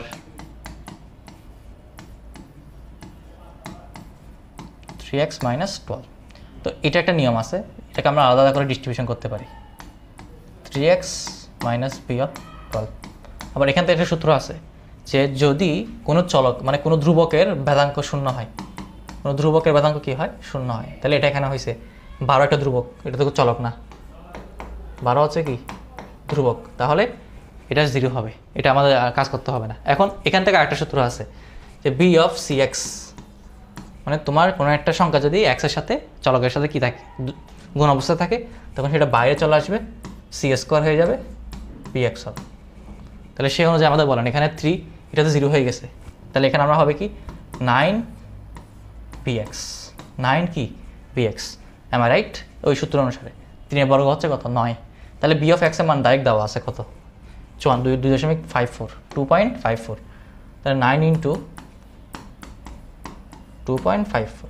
তো এটা গুণফলটা আমি একটু করি, 9 × 2.54, সরি যোগ দিয়ে ফেলছি, 22.86। কত আসতেছে, 22.86। এখন আবার বলছে বি অফ, তাহলে এই মনে থাকবে সূত্রগুলো, মাথায় থাকবে। আবার আচ্ছা আরেকটা এক্সট্রা বলি, যদি এমন হয় ই অফ সি এক্স, তখন সি বাইরে চলে আসবে কিন্তু স্কোয়ার হবে না। আবার E of C equals to হচ্ছে সি, অর্থাৎ কোনো ধ্রুবকের প্রত্যাশা হবে ওই ধ্রুবক, ই অফ 2 থাকলে 2 হবে, ই অফ 3 থাকলে 3 হবে, কিন্তু ভি অফ অর্থাৎ ভেদাঙ্কের যদি করি, ধ্রুবকের ভেদাঙ্ক 0 হবে, এটা মাথায় রাখতে হবে। আর ভেদাঙ্কের বেলা এখানে এটা স্কোয়ার হয়ে যাবে, এখানে শুধু সি থাকবে। ওকে, তাহলে 3y - 12, এখানে ঠিকই সেম প্রসেস আগাও। তাহলে B of 3y - B of 12, তার মানে এটা 0 হয়ে যাবে, এটা বাদ। তো এখানে আবার ওই নিয়ম অনুযায়ী 9 by। এখন আবার by সমান, এই y সমান কী দেওয়া আছে, 3x + 5। তো আমি এখানে কি লিখতে পারি, 9b 3x + 5। তাহলে আবার কাজ করতে হবে, তাহলে আবার কাজ করি। তাহলে আমি এগুলো একটু মুছি, এটা তো বুঝছো তোমরা, এই জিনিসটা বোঝাতে পারছি না, এটা মুছতেছি, আমার লাগবে। তা আমি বাকি কাজটা দিয়ে করব, ইকুয়াল। তাহলে ওই যেটা আবার ভিতরটা আবার করেন, তাহলে বি আলাদা করেন, B of 3x + B of 5 আলাদা ডিস্ট্রিবিউট করে দেন। এবার ওটা 0 হয়ে যাবে, তারপর এখানে কি থাকবে, 9 × 9 bx। বুঝছেন কিছু, এই যে এখানে 3টা আগে চলে আসছে, বর্গ হয়ে যাবে। ওই সূত্র এটা কোনটা মুছে দিছি, বি সি এক্স সমান সি স্কোয়ার ডিএক্স, ওই সূত্র অনুসারে এটা এখানে জাস্ট অ্যাপ্লাই করছি। তারপর এখানে 81 হয়ে যাবে, বি অফ এক্স সমান কত 2.54, তাহলে গুণ করে দেন। 81 গুণ কত 2.54, 81 গুণ কত 2.54, তাহলে 205.74 ডান। ঠিক আছে, তো আমাদের এখানে কি বলছিল যে তুলনা করতে বলছে, তাহলে কোনটা বড়, অবশ্যই এটা বড়, তো লিখে দিবেন ইজ গ্রেটার দেন, হয়ে গেছে। ঠিক আছে, বোঝাতে পারছি কি না, আশা করি বোঝাতে পারছি। তাহলে এখন আমরা পরেরটাতে যাব। পরের আরেকটা থাকবে এখানে, হ্যাঁ আরেকটা আছে। তাহলে একটি কোম্পানির মোটরসাইকেলের দৈনিক বিক্রির সম্ভাবনা বিন্যাস নিচে দেওয়া হলো। এখন বলতেছে কি, উদ্দীপকের উল্লেখিত শোরুমে কোম্পানি এর দৈনিক একটির বেশি মোটরসাইকেল কি হয় না, সরি একটির বেশি মোটরসাইকেল বিক্রির সম্ভাবনা। তাহলে দৈনিক একটির বেশি বলছে, তাহলে এখানে খেয়াল করেন, তাহলে এখানে হচ্ছে কি বিক্রির পরিমাণ দেওয়া আছে কয়টা করে, 0টা 1টা 2টা 3টা এবং 2টা কোম্পানি আছে। তাহলে আমাকে এর বলছে কোম্পানি এর 1 নম্বর প্রশ্নে একটির বেশি মোটরসাইকেল, তাহলে জিনিসটা বুঝেন একদম ইজি, নিজেরা করবেন বাকিটা। সম্ভাবনা বিন্যাস দেওয়া আছে, তাহলে একটির বেশি মানে কি, এক্সের মান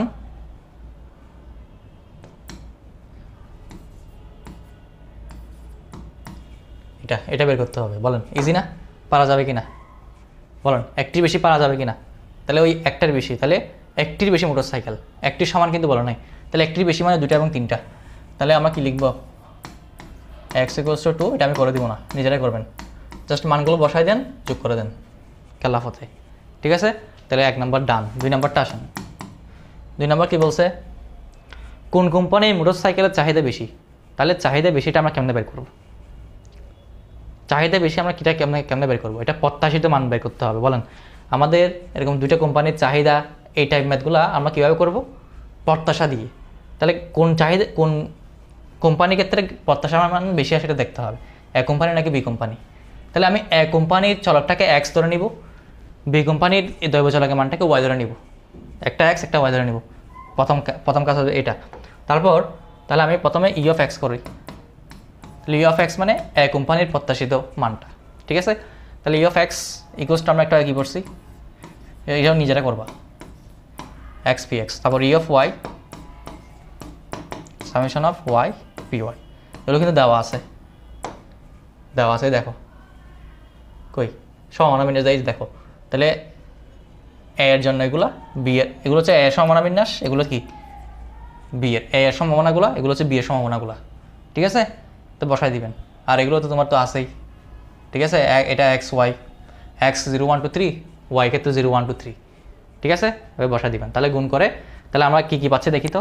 এখানে আমরা এগুলো হিসাব করে রাখছিলাম আমি, তোমার এটা হচ্ছে কত, এটা হবে কত 1.30, একটু নিজেরা করে দেখবা কত আসতেছে, 1.30 পাওয়ার কথা, আর এটা আসবে 1.40। তাহলে বলে কোথায় প্রত্যাশিত মান বেশি, বিতে না।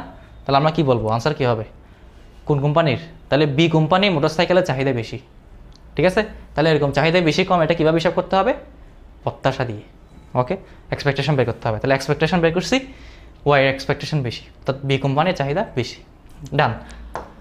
তাহলে তৃতীয় অধ্যায় শেষ। তাহলে আমাদের 3টা অধ্যায় গেল, এরপর হচ্ছে 4র্থ অধ্যায়। আমাদের টোটাল 6টা অধ্যায় আছে না, অনেকগুলো অধ্যায়। তাহলে এখন আসুন 4র্থ অধ্যায় কি, দ্বিপদী বিন্যাস। তাহলে দ্বিপদী বিন্যাসে জ্ঞানমূলক প্রশ্নগুলো দেখেন, অনুমানমূলক প্রশ্নগুলো দেখেন, স্ক্রিনশট নিয়ে রাখতে পারেন। এর বাইরেও কিন্তু দেখতে হবে, এর বাইরেও একটু বই পড়তে হবে। ঠিক আছে, টেস্ট করে দেখবেন। একটি দ্বিপদী চলকের গড় ভেদাঙ্ক দেওয়া আছে, নীলা মন্তব্য করলো বিন্যাসটি ধনাত্মক বঙ্কিম কিন্তু অনতি সুচালো। তাহলে 1 নম্বর প্রশ্ন, পরামিতি নির্ণয় করো। পরামিতি মানে প্যারামিটার। বলেন দ্বিপদী বিন্যাসে প্যারামিটার কয়টা, 2টা, এন এবং পি। এন ও পি, দ্বিপদী বিন্যাসের প্যারামিটার হচ্ছে কি, এন ও পি। এখন গট, তাহলে দ্বিপদী বিন্যাসের গট হচ্ছে এনপি, আর বেদাঙ্ক হচ্ছে এনপি কিউ। গট হচ্ছে এনপি, বেদাঙ্ক হচ্ছে কি এনপি কিউ। তাহলে এনপি দেওয়া আছে 20 আর এনপি কি দেওয়া আছে 4। এখানে n মানে হচ্ছে চেষ্টার সংখ্যা, n মানে হচ্ছে চেষ্টার সংখ্যা, p মানে হচ্ছে সফলতার সম্ভাবনা, q মানে হচ্ছে বিফলতার সম্ভাবনা, এবং p প্লাস q সমান 1 হয়। সফলতা এবং বিফলতার সম্ভাবনার যোগফল কত হয়? 1 হয়। ঠিক আছে, এগুলো হচ্ছে তোমার দ্বিপদী বিন্যাসের বেলায়। তো সেখানে আমাদের গড় বেদাঙ্ক থেকে বড় হয়, গড় যেমন গড় 20 বেদাঙ্ক 4 এটা বড় হয়। তো আমাদের এখানে প্রশ্ন হচ্ছে পরামিতি n এবং p এর মান বের করতে হবে। তো আমাকে n p এর মান ডাইরেক্টলি দেওয়া নাই, কিন্তু দুটো সমীকরণ দেওয়া আছে। তো একটা সমীকরণকে আপনি 1 ধরবেন, একটাকে আমি 2 ধরে নিতে পারেন। তো এই দুইটার সমীকরণ নিয়ে কাজ করতে হবে। তো 2 নং থেকে আসি, বা আমার চাইলে ডাইরেক্ট এখান থেকে কাজ করতে পারি, এই জায়গায় কাজ করতে পারি। দেখেন তো n p এর মান কত দেওয়া আছে? 20। n p এর মান 20 দেওয়া আছে না? তাহলে 20 ইন্টু কিউ সমান কত? 4। এই দেখেন, তাহলে n p এর মান কত? 20 ওই উপরে দেওয়া আছে, তাই না? 20 বসাই দিচ্ছি। তাহলে বা কিউ সমান 4/20, তাহলে 1/5, 1/5। তাহলে কিউ এর মান চলে আসছে। এবার আমার দরকার পি এবং এন এর মান। তাহলে পি এবং এন এর মান নির্ণয় করার জন্য দেখো একটা শর্ত হচ্ছে কি, পি প্লাস কিউ সমান 1। তো এখান থেকে পি সমান 1 মাইনাস কিউ, তাহলে 1 মাইনাস 1/5। তাহলে 5 যদি লসাগু নিই, তাহলে 5 মাইনাস 1, তাহলে কত হবে? 4/5। কত হবে? 4/5। ডান ডান ডান ডান ডান ডান বলেন, বোঝা গেছে কি না? ইজি না? একদম ইজি। তাহলে 4/5, 4/5 এটা হচ্ছে কিউ। অনেকে না বুঝতে পারো, আমি সুন্দর করে লিখি আবার, এটা হচ্ছে কিউ। এখন পি এর মান জাস্ট তুমি কোথায় বসাই দাও? এক নঙে বসাই দাও। তাহলে 1 নঙে বসাই দাও পি এর মান। তাহলে n ইন্টু পি এর মান কত? পি এর মান কত? 4/5 সমান 20। তাহলে বা n সমান 20 গুণ, এটা এই দিকতে হয়ে গেলে উল্টে যাবে, তাহলে 5 উপরে চলে যাবে, 4 নিচে চলে যাবে, তাহলে 5। সুতরাং n সমান 25। সুতরাং n সমান কত হবে বলেন? 25। ঠিক আছে, n সমান কত হবে? 25। এখানে কোনো আছে, কোনো প্রবলেম আছে? আশা করি নাই। তাহলে 4/5 এটাকে চাইলে তুমি তো লিখতে পারো। 4/5 করলে কত হয়? 0.8। দশমিকে লিখলে কত হবে? 0.8। তাহলে পি এর মান 0.8ও বলতে পারো। ঠিক আছে, আর এন এর মান 25। ডান। তাহলে দেখেন এখানে দ্বিপদী বিন্যাসের বেলায় এন এর মান চেষ্টার সংখ্যা 30 থেকে কম হতে হয়, তো 30 থেকে কম হয়েছে, তাহলে এটা দ্বিপদী বিন্যাস। ওকে, ঠিক আছে। যদি 30 থেকে বেশি হয়ে যায় তখন সেটা কিন্তু পয়সু বিন্যাস হয়ে যাবে, পঞ্চম অধ্যায় এরপর অধ্যায়। পয়সু বিন্যাসের ক্ষেত্রে চেষ্টার সংখ্যা অসীম। ঠিক আছে, আর সেখানে সফলতার সম্ভাবনা খুবই কম, মানে তোমার এটা অতি ক্ষুদ্র হয়ে যায়। এখানে তো তোমার ধরো এখানে পি এর মান অবশ্যই 0.1 থেকে বড় হতে হয়। পি এর মান অবশ্যই কী হতে হয়? 0.1 থেকে বড় হতে হয়। আর ওখানে পি এর মান 0.1 থেকে ছোটো হবে। কোথায়? পয়সা বিন্যাসে। যাই হোক, এগুলো বুঝে নিতে হবে। এগুলো দেখে আমাদের প্রশ্ন মাঝে মধ্যে তুমি তোমার দ্বিপদী বিন্যাস নাকি পয়সা বিন্যাস বলে দিবে না, তোমাকে বুঝে নিতে হবে প্রশ্ন দেখে। আচ্ছা, এই টাইপ ম্যাথগুলো সামনে আসতেছে, সামনে আসতেছে। আগে দেখো নীলার মন্তব্য মূল্যায়ন করো। তো নীলার মন্তব্য হচ্ছে ধনাত্মক বঙ্কিম কিন্তু অনতি সুচালো। তাহলে বঙ্কিমতাঙ্ক বের করতে হবে, সুচলতাঙ্ক বের করতে হবে। তাহলে বঙ্কিমতাঙ্ক হচ্ছে কি? √β1। তোমরা এটা ফার্স্ট পেপারে পড়াইছি, আমি ফার্স্ট পেপারের সাজেশনেও বলছি, ওই সাজেশনে বঙ্কিমতাঙ্ক জিনিসটা পড়াইছিলাম। তবে এখানে বঙ্কিমতাঙ্ক তো ওই সূত্র দিয়ে করলে হবে না, ওই তোমার পরিঘাত সূত্র দিয়ে করলে হবে না, রাইট? সেকেন্ড পেপারে এই অধ্যায়ের জন্য আলাদা কি আছে? বঙ্কিমতাঙ্ক নির্ণয়ের সূত্র আছে। তো সেটা কি? তাহলে β1 সমান তোমার উপরে হবে কি বলেন তো? বলেন কি হবে বলেন? উপরে হবে কিউ মাইনাস পি। উপরে হবে কি? কিউ মাইনাস পি, আর নিচে হবে এন পি কিউ। তাহলে এগুলো একটু প্র্যাকটিস করবা, প্র্যাকটিস করলে মুখস্থ হয়ে যাবে, মনে থাকবে। ইজি সূত্র। তাহলে কিউ হচ্ছে কত? 1/5। 1/5 মানে কত বলেন? 1/5 মানে কত হবে বলেন তো? 1/5 মানে কত হবে? একটু ওয়াইট। তাহলে 1/5, তাহলে 0.2। তাহলে 0.2 মাইনাস 0.8, তাহলে 25 গুণ 0.2 গুণ 0.8। তাহলে বসাই দেন। তাহলে 0.2 মাইনাস 0.8, 25। তাদের মাইনাস কত আসতেছে বলেন? মাইনাস 0.15 আসতেছে না? কত আসতেছে -0.15। এই যে আবার আপনারা একটা করবেন, বাসায় একটা করবেন। তাহলে 0.2 0.8 যোগ করলে 1 হয়, ঠিক আছে। 0.2 মানে হ্যাঁ, তাহলে -0.15। তাহলে বলেন এটা কি ধনাত্মক বঙ্কিম নাকি ঋণাত্মক বঙ্কিম? তাহলে এটা ভুল। নিলাম মন্তব্য, এটা ভুল, এটা ঋণাত্মক বঙ্কিম। কারণ √β1 এর মান যদি 0 থেকে ছোট হয়, কি হয় বলেন? যদি 0 থেকে ছোট হয় তখন সেটা হবে ঋণাত্মক বঙ্কিম। কি বঙ্কিম?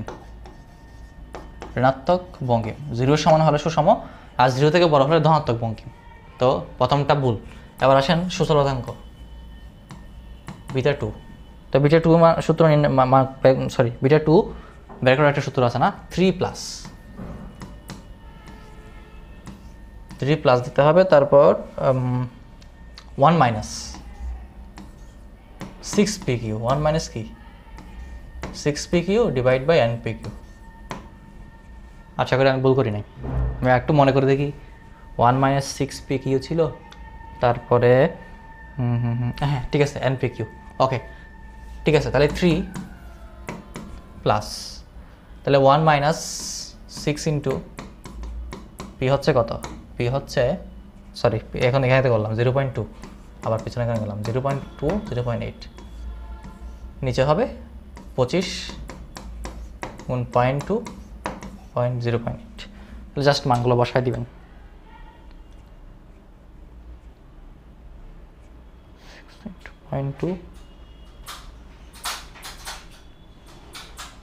ঠিক আছে, নিচে হবে 25 গুণ 0.2 to 0.8 প্লাস 3। তাহলে 3 পয়েন্ট কত আসতেছে বলেন? 3.01। ঠিক আছে, 3.01 এরকম আসতেছে। তাহলে এই হচ্ছে কথা। তাহলে এটা বলেন, এটা হচ্ছে কি? এটা অতিসূচল। যদি β2 এর মান 3 থেকে বেশি হয় তখন এটা হবে অতিসূচল বা অতিসূচল। তাহলে কিন্তু এখানে নীলা বলতেছে কি? নীলা বলতেছে অনতিসূচল, তাহলে এটা ভুল। নীলা মন্তব্য ভুল, কারণ অনতিসূচল হতে হলে 3 থেকে ছোট হতে হবে, আর 3 এর সমান হলে সেটা হয় মধ্যম। তাহলে আমাদের এটাও ভুল, নীলার দুইটা মন্তব্যই ভুল। ঠিক আছে, এরপরে যাই। তাহলে তোমরা একটু বাসায় এগুলো নিজেরা আবার একটু কী করবা, মানে প্র্যাকটিস করবা। এই যে আমার হিসাবগুলো ঠিক আছে কিনা নিজেরা একবার যাচাই করে দেখবা। ঠিক আছে, এরপর আসো, খুন রাশিটিতে নতুন জন্ম নেওয়া সন্তানের ছেলে হওয়ার সম্ভাবনা 0.5। এটা আমরা পি ধরে নিব, এটা পি সফলতার সম্ভাবনা, এটাকে আমরা সফলতা ধরে নিব। তাহলে পি। তথ্য সংগ্রহকারীর মতে সদ্য জন্ম নেওয়া 4টি সন্তানের মধ্যে এই যে এটাকে আমরা এন চেষ্টা ধরে নেব। ঠিক আছে, এটাকে চেষ্টা এন। তাহলে এন এবং পি পেয়ে গেছি। তাহলে কিউ কত হবে? হ্যাঁ, কিউ কত হবে? কিউ হবে কি ওই পি প্লাস কিউ সমান 1। তাহলে পি যদি 0.5 হয় কিউ 0.5 হবে। ঠিক আছে, তাহলে 1 নম্বর আসে। তাহলে এন হচ্ছে 4, পি হচ্ছে কত 0.5, তাহলে কিউ হবে কত 1 মাইনাস 0.5, তাহলে 0.5, কারণ পি প্লাস কিউ সমান 1। তাহলে গট একটু আগে করছি, গট সমান কি এন পি। তাহলে এন হচ্ছে কত 4 ইন্টু 0.5, তাহলে কত হবে 2 হবে আর কি। কত হবে 2। আর বেদাঙ্ক মানে বি অফ এক্স আর কি। ঠিক আছে, না লিখো অসুবিধা নেই, বেদাঙ্ক সমান লিখো। তাহলে বেদাঙ্ক সমান কি হবে এন পি কিউ।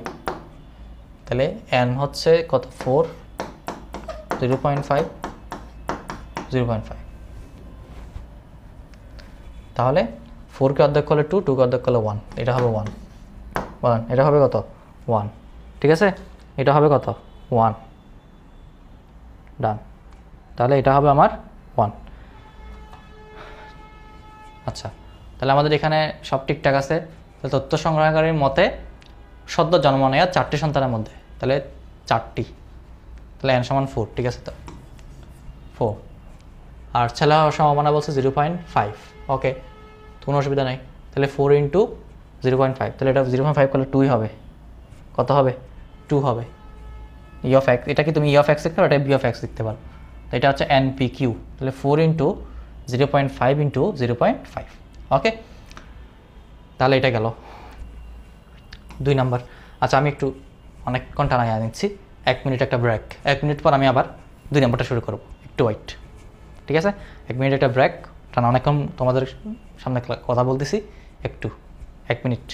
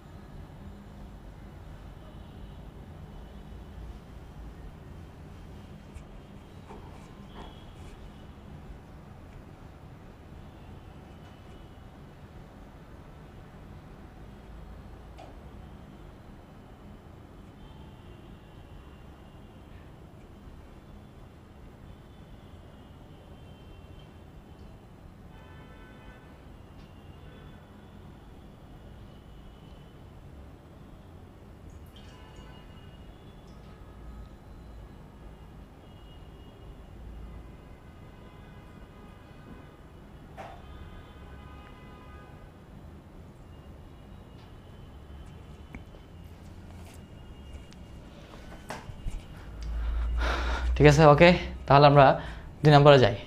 তো 2 নম্বরে কি বলছে, যে তথ্য সংগ্রহকারীর বক্তব্যের সত্যটা যাচাই করো। তা কি বলছে দেখেন তো, এখানে তথ্য সংগ্রহকারী কি বলছে, এই যে সদ্য জন্ম নেওয়া 4টি সন্তানের মধ্যে কমপক্ষে 2টি ছেলে হওয়ার সম্ভাবনা 50%। আচ্ছা, তাহলে আমাদের এনপি কি, এগুলো ফিক্স থাকবে, এগুলো আমরা জানি।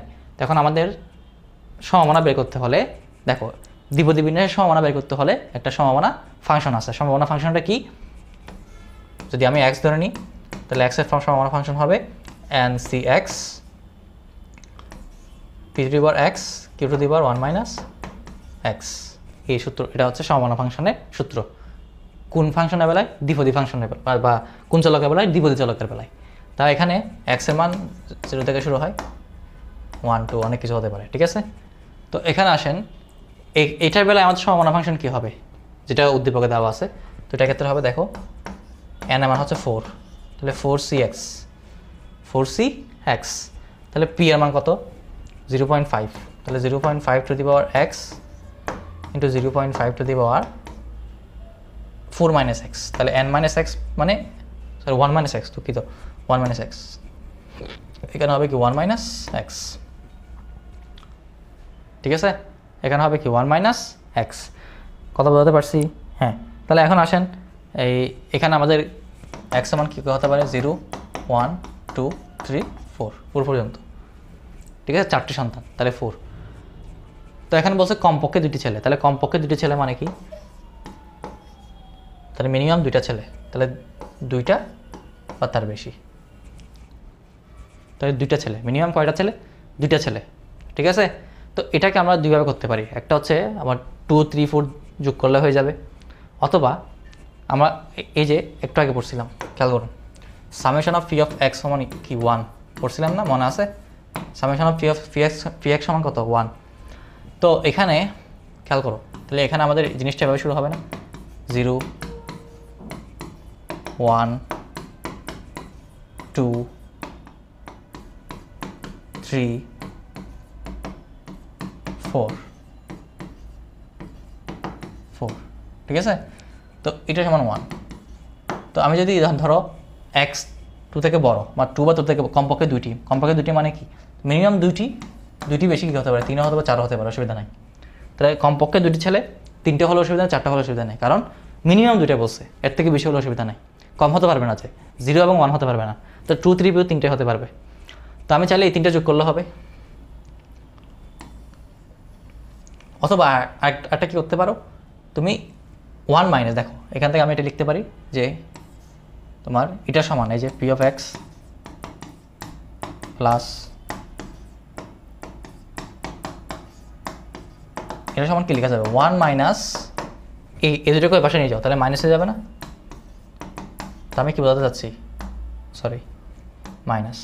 তাহলে আমি যেটা বোঝাতে চাচ্ছিলাম, দেখেন তাহলে আমি মাঝে মধ্যে দেখো আমার এখানে 4টা দিছে, কিন্তু 6-7টা দিলে ধরো আমার এখানে ধরো 4টা সন্তান না দিয়ে আমাকে ধরো 8টা সন্তান দিছে। কয়টা সন্তান? সাপোজ 8টা সন্তান। এগুলো আসলে এখানে একটা ভুল হয়েছে, এগুলো টাইপিং মিস্টেক। এখানে এগুলো বাংলা সংখ্যা দিবে না কোনো, তোমাকে সব ইংলিশ সংখ্যা দিবে। 2, এটা 4 এভাবে দিবে। তো সাপোজ তোমাকে যদি এই 4টা না বলে 8টা বলতো, এটা 4। যদি 8টা বলতো, যদি 8টা সন্তান বলে, তখন কী করবা? তখন তুমি এখানে দেখো কমপক্ষে 2টি বললে 2 থেকে 8 পর্যন্ত অনেক লম্বা কাজ হয়ে যাবে না? তো এটা না করে আমরা উল্টাটা করবো। তখন করবো কি, এই যে এটা সমান কি লিখে দিব, 1 মাইনাস যে দুটো বাকি আছে ও দুটো বিয়োগ করে দিব। তাহলে কাজটা সহজ হয়ে যায় না? তার আমরা এখানে এইভাবে করবো। তাহলে 1 মাইনাস এটা করবো। তাহলে আমরা কি লিখতে পারি বলো এখানে? কই এই জায়গায় আমরা লিখতে পারবো কি? ঠিক আছে, এদিকে লিখি। তাহলে এটা তো বুঝছো, পরের পৃষ্ঠায় আসার প্রয়োজন। তাহলে পি অফ কমপক্ষে 2টি, তাহলে 1 মাইনাস 2টির কম, কমপক্ষে 2টি মানে 2টির কম, 1 মাইনাস 2টির কম। তাহলে 1 সমান 0, 1 সমান 1। তাহলে P of x equals two 0। তাহলে ওই যে এখানে বসা দিবেন সমানা ফাংশন। তাহলে 4c 0, 4c 0, পি এর মান কত? 0.5, x সমান 0, তাহলে 0.5 তোমার 1 মাইনাস এক্স, তাহলে 1 মাইনাস 0, তাহলে 1 হয়ে গেল। মাইনাস 4c 1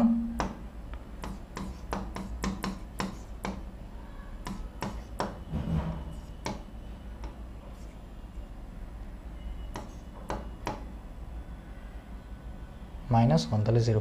আচ্ছা এখানে একটা ভুল হচ্ছে আমার। হ্যাঁ, এটা এটা এটা এটা n মাইনাস এক্স হবে। সরি, একটু আমি চিন্তা করতেছি, এখানে ভুল হচ্ছে আমার। এই যে এটা ফাংশনটা হচ্ছে n মাইনাস এক্স হবে, তাই না? এটা 1 মাইনাস এক্স না, এটা n মাইনাস এক্স হবে। তাও আমি একটু কনফার্ম হয়নি, এটা কেন কনফিউশন হয়ে গেল আমার হঠাৎ করে। মাঝে মধ্যে এই যে মানুষ মাত্রই বলে না। তাহলে এখানে আমি একটু চেক করে নিই, দাঁড়াও 1 মিনিট, আমাকে একটু সময় দাও।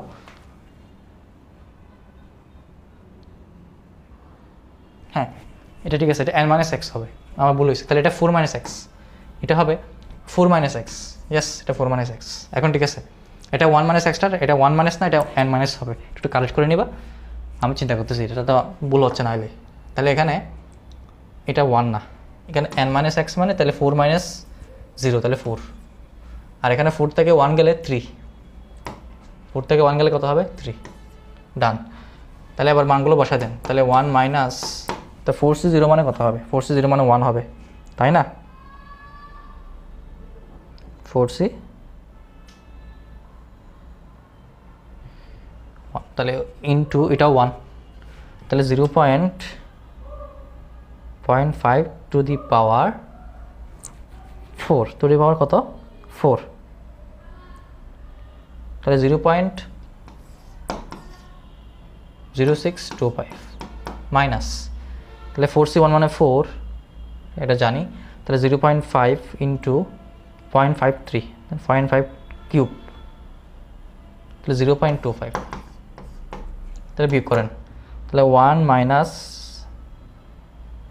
ধরো 1 মাইনাস 0.25 মাইনাস 0.0625, তাহলে 0.6875।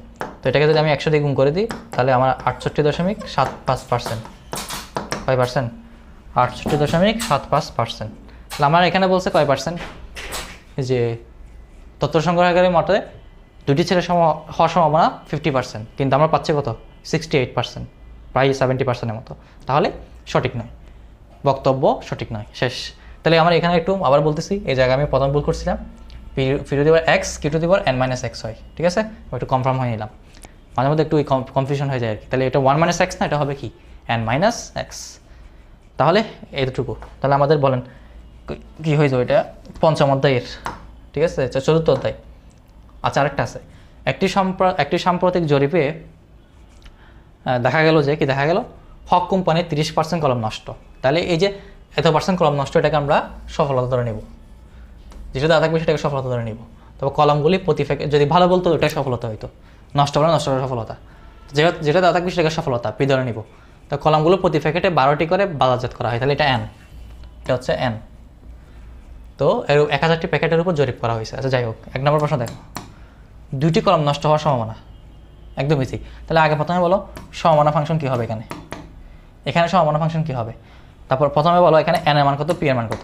তাহলে n এর মান হচ্ছে 12, p এর মান হচ্ছে 30%। তো 30কে যে 100 দিয়ে ভাগ করে দিবা, পার্সেন্টকে 100 দিয়ে ভাগ করে দিলে 0 পয়েন্ট কত হবে, 3। 0 পয়েন্ট কত হবে, 3। Simple, as usual as simple. তাহলে পি এক্স সমান, তাহলে এখান থেকে আমাদের এখানে সমমানা ফাংশন হবে 12cx, ঠিক আছে, মনে আছে এই যে এটা করছিলাম ncx। তাহলে এখানে এনের জায়গায় 4 বসছিল, এখানে এনের জায়গায় কত বসবে, 12।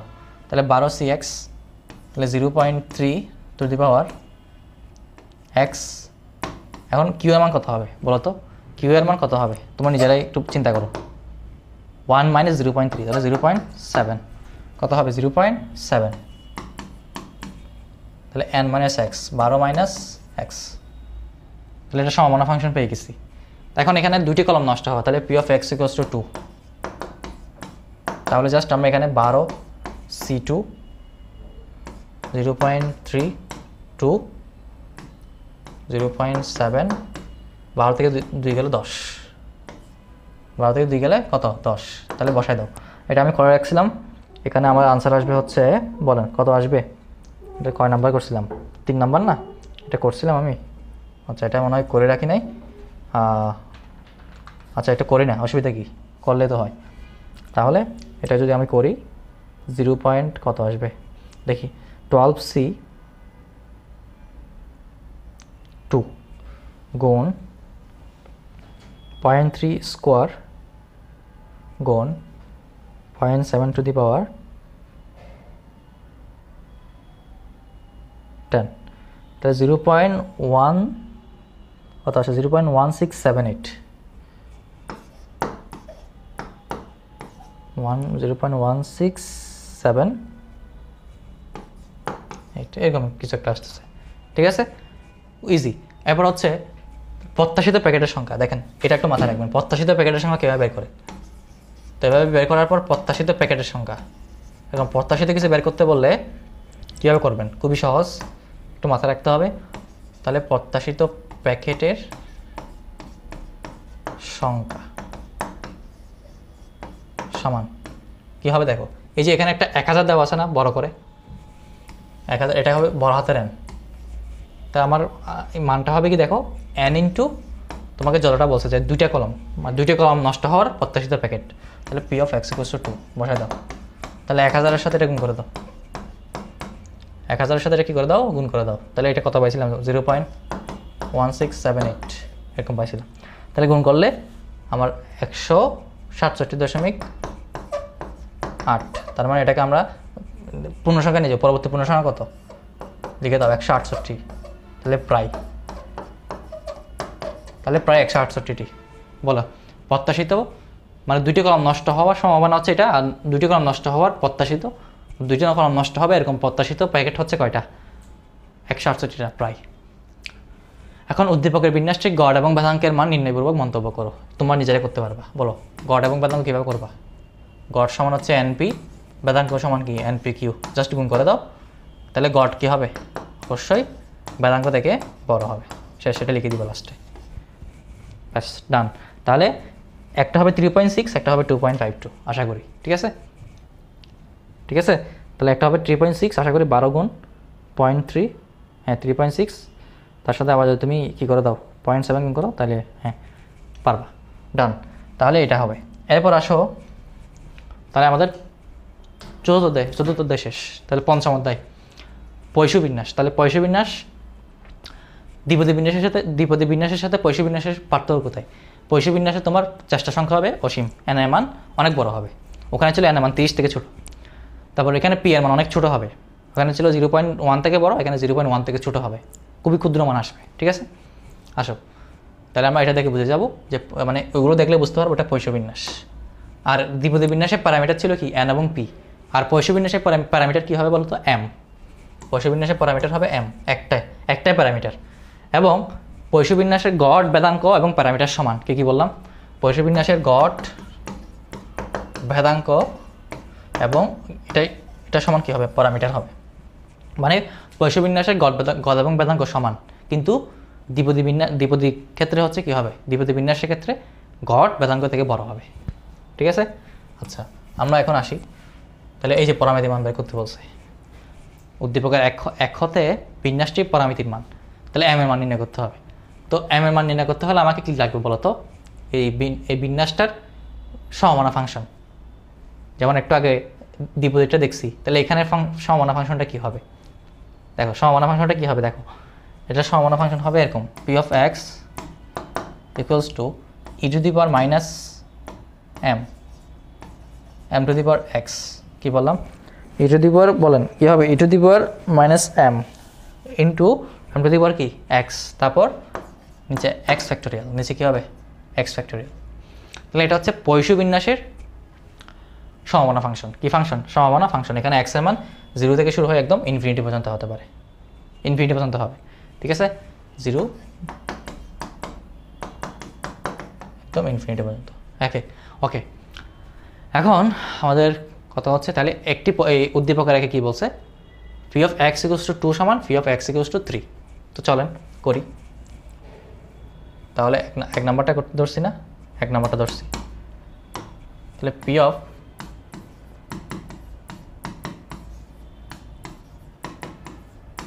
তাহলে বা e to the power minus m into m to the power x, x তাহলে 2, নিচে 2 factorial, e to the power minus m into m to the power 3, নিচে 3 ফ্যাক্টোরিয়াল।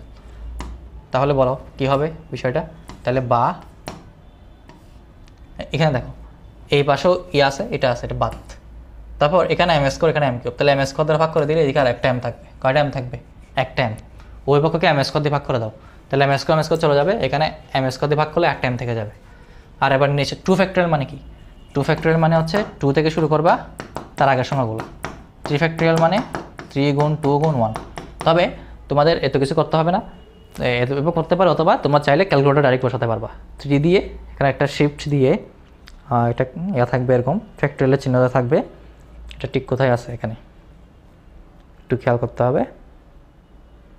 ফ্যাক্টোরিয়াল ফ্যাক্টোরিয়াল ফ্যাক্টোরিয়াল, এই যে ইনভার্সের উপর আছে, 3 ফ্যাক্টোরিয়াল সমান 6।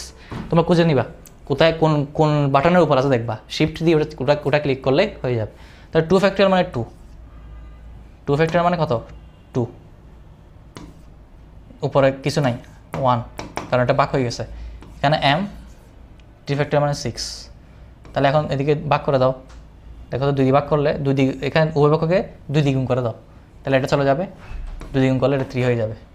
তাহলে m/3 সমান 1। তাহলে আমার কি দাঁড়াচ্ছে বলো, পরবর্তী লাইন দাঁড়াচ্ছে হচ্ছে কি m/3 সমান 1। তাহলে সুতরাং m সমান 3, m সমান কত হবে 3, 8 গ্রহণ করো, তাহলে m সমান কত হবে 3। ঠিক আছে, m সমান কত হবে 3, ডান অ্যান্ড ডাস্টেড। তাহলে এরপরে উদ্দীপকের 2 অনুসারে সুচলতাঙ্ক নির্ণয় করে বিন্যাসটির আকৃতি।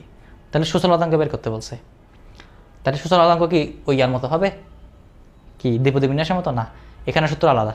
এখানে সূত্র কী হবে আলাদা, সেটা হচ্ছে আমরা করি আগে সুচলতাঙ্ক বের করতে হলে এম লাগবে, প্যারামিটার লাগবে। দেখো প্যারামিটার ছাড়া তুমি কিছু করতে পারবে না, পরামিতি এটা তুমি দ্বিপদী বিন্যাস বলো বা পয়সী বিন্যাস বলো, প্যারামিটার মাস্ট বি লাগবে। ওখানে যেমন এন পি ছাড়া তুমি কিছু করতে পারো নাই, এখানেও পারবে না, এখানে এম ছাড়া পারবে না। তাহলে এম ব্যয় করার জন্য দেখো আগে এই সূত্র কাজে লাগে, কী করতে হবে বলো তো, ওই সেমভাবে এক নাম্বার যেভাবে এম বের করছি এখানে এম বের করতে হবে। তাহলে এম বের করি, তাহলে 2 নাম্বার।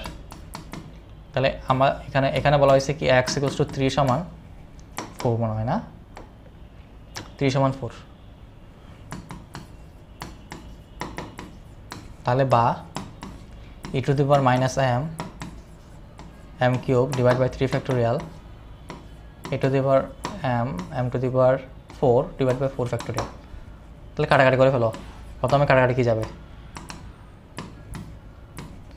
তারপর এখানে একটা m থাকবে, তারপর 3 ফ্যাক্টোরিয়াল মানে 6, বলেন 3 ফ্যাক্টোরিয়াল মানে 6 আর 4 ফ্যাক্টোরিয়াল মানে 3 4 12, 12 দুগুণ 24, কত 24 হবে, 3 4 12 দুগুণ 24। ঠিক আছে, তারপর উপরে m তোমরা নিজেরা ক্যালকুলেটার করে ফেলতে পারবে, অথবা ওই চারটাই দেখো, আমি একটু আগে বেসিকটা বলছি, 4 ফ্যাক্টোরিয়াল মানে 4 গুণ 3 গুণ 2 গুণ 1 মানে 1 পর্যন্ত যাবা, তো 3 4 12 12 গুণ 24 এভাবে করলে হবে। তো আমরা জানি 4 6 24, কাটাকাটি করলে এখানে 4 থাকবে, মানে উভয় পক্ষে 6 দ্বিগুণ করে দাও না, 6 6 চলে গেছে। আচ্ছা তাহলে সুতরাং m সমান 4, এখানে m সমান কত আসবে 4, ডান ডাস্টেড। তাহলে m সমান 4 চলে আসলো। এরপর হচ্ছে সুচলতাঙ্ক নির্ণয় করতে বলছিল, তাহলে সুচলতাঙ্ক কী হবে বলেন তো?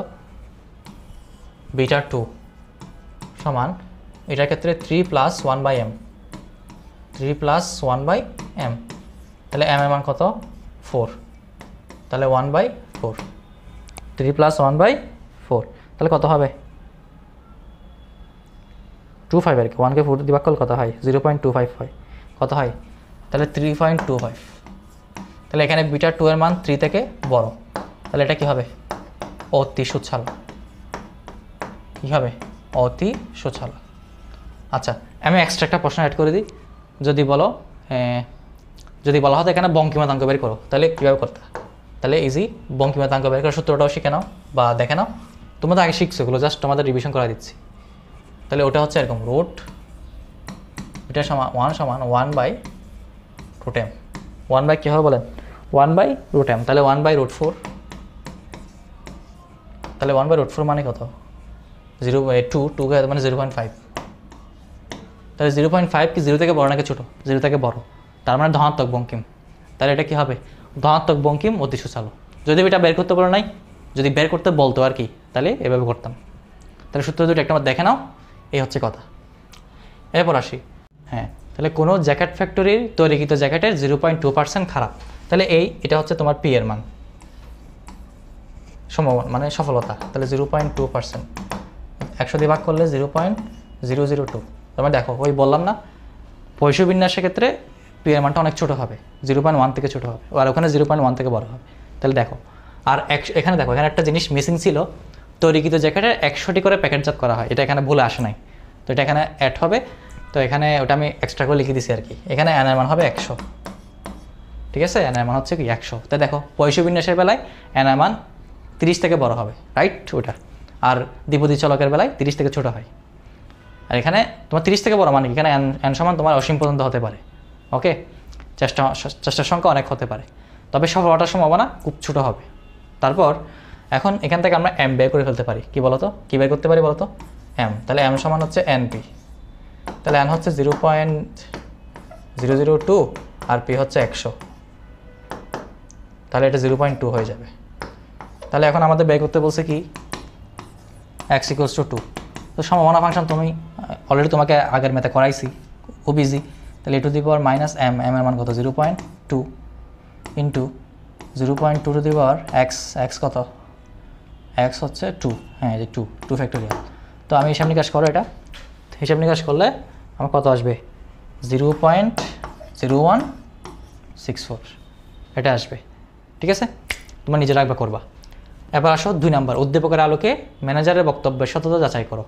তো ম্যানেজার কী বলছে 1000টি জ্যাকেটের মধ্যে 400টার বেশি কী হবে না, খারাপ হবে না, তাহলে প্রত্যাশিত মান, তাহলে 400টার বেশি খারাপ হবে না মানে তোমার মানে 400টার বেশি ভালো হবে না আর কি, মানে ভালো হবে এটা বলতেছে, 400টার বেশি এই মানে ভালো সংখ্যা 400টার বেশি হবে না এটা বলতেছে, ঠিক আছে, ভালো জ্যাকেটের সংখ্যা 400টার বেশি হবে না, উনি এটা আশা করতেছে, মানে এটা প্রত্যাশিত মান বের করতে হবে এটা এই ক্ষেত্রে। তাহলে প্রত্যাশিত মান বের করতে হলে আগে তাহলে ভালো মানে কি বোঝাবে, দেখো এখানে আমরা পি ধরে নিচ্ছি কি খারাপটাকে, তাহলে ভালো মানে হচ্ছে কোনো খারাপ নেই, অর্থাৎ আমরা এখানে পি অফ x = 0 বের করবো আগে। তাহলে x = 0 বের করতে হলে 0⁻⁻0.2 বা গুণ দাও 0.2 ইন্টু 2⁻0 ডিভাইড বাই 0 ফ্যাক্টোরিয়াল, তো 0 ফ্যাক্টোরিয়াল মানে 1, তো জাস্ট এটাও 1 এটাও 1, তাহলে এটা মান বসাই দাও, এটার মান যদি তুমি ক্যালকুলেটারে বসাও কত আসবে, কত আসতেছে 0.8187, ডান। তো এখন প্রত্যাশিত ইয়ার মানটা কীভাবে বের করে, প্রত্যাশিত জ্যাকেটের সংখ্যা, ঠিক আছে, তাহলে কোনো খারাপ জ্যাকেট নেই এভাবে লিখতে হবে, কোনো খারাপ জ্যাকেট নাই এরও প্রত্যাশিত জ্যাকেটের সংখ্যা, ঠিক আছে, এরকম প্রত্যাশিত প্যাকেটের সংখ্যা, সরি জ্যাকেটের সংখ্যা না প্যাকেটের সংখ্যা, মানে 1000টি জায়গায় নেব 400 বের, ঠিক আছে অসুবিধা নেই। তাহলে এটা প্রত্যাশিত আটা বের করো। তাহলে n ইন্টু, এটা আগে ওই দ্বিপদী চলকের একটা মেথড করাইছি, দেখাইছিলাম কিন্তু প্রত্যাশিত মান কীভাবে বের করে, ঠিক আছে। তাহলে n হচ্ছে কত, 1000, n কত, এই যে বড় হাতের n, এটাকে আমরা বড় হাতের n ধরবো। তাহলে n সমান কত, 1000। তাহলে 1000 গুণ 0.8187, তাহলে কত হয় 818.7। তো এটা 819টি প্রায়। তাহলে ম্যানেজারের বক্তব্য কি নয়, সঠিক নয়, 819টি পাচ্ছি, কিন্তু উনি বলছিল 400টার বেশি হবে না। তাহলে এখানে 400টার বেশি হচ্ছে, কয়টা, 819টা। ওকে ডান। তাহলে আশা করি বুঝতে পারছো এটা। তাহলে পয়সা বিন্যাস আশা করি পারবা। এবার আসো জীব পরিসংখ্যানে যাই আমরা। তাহলে অধ্যায় 9 জীব পরিসংখ্যান। তাহলে জীব পরিসংখ্যান কাকে বলে অনেকবার আসছে, ঠিক আছে, এটা একটু দেখবা। তারপর এর বাইরে কিন্তু দেখতে হবে প্রশ্ন, আমি জাস্ট কয়েকটা ইম্পর্টেন্ট দেখে দিছি এখানে। এখানে এই প্রশ্ন 2বার চলে আসছে, লিঙ্গ অনুপাত 102টা। আচ্ছা যাক, কারণ এটা লিঙ্গ অনুপাত, লিজ অনুপাত না, এটা একটু ইয়া করবা, কিছু প্রিন্টিং মিস্টেক হয়েছে আর কি। মোট প্রচলন হার বলতে কী বোঝায়, জিআরআর রানা, এখান থেকে কিন্তু প্রশ্ন বেশি আসে, মানে তোমার কী বলে অনুধাবনমূলক প্রশ্ন জিআরআর এনআর থেকে, একটু দেখে নিবা। আচ্ছা আসো, তাহলে 1,47,570 বর্গ কিলোমিটার আয়তনের ছোট কিন্তু জনবহুল একটি দেশের ইয়াগুলো দেওয়া আছে।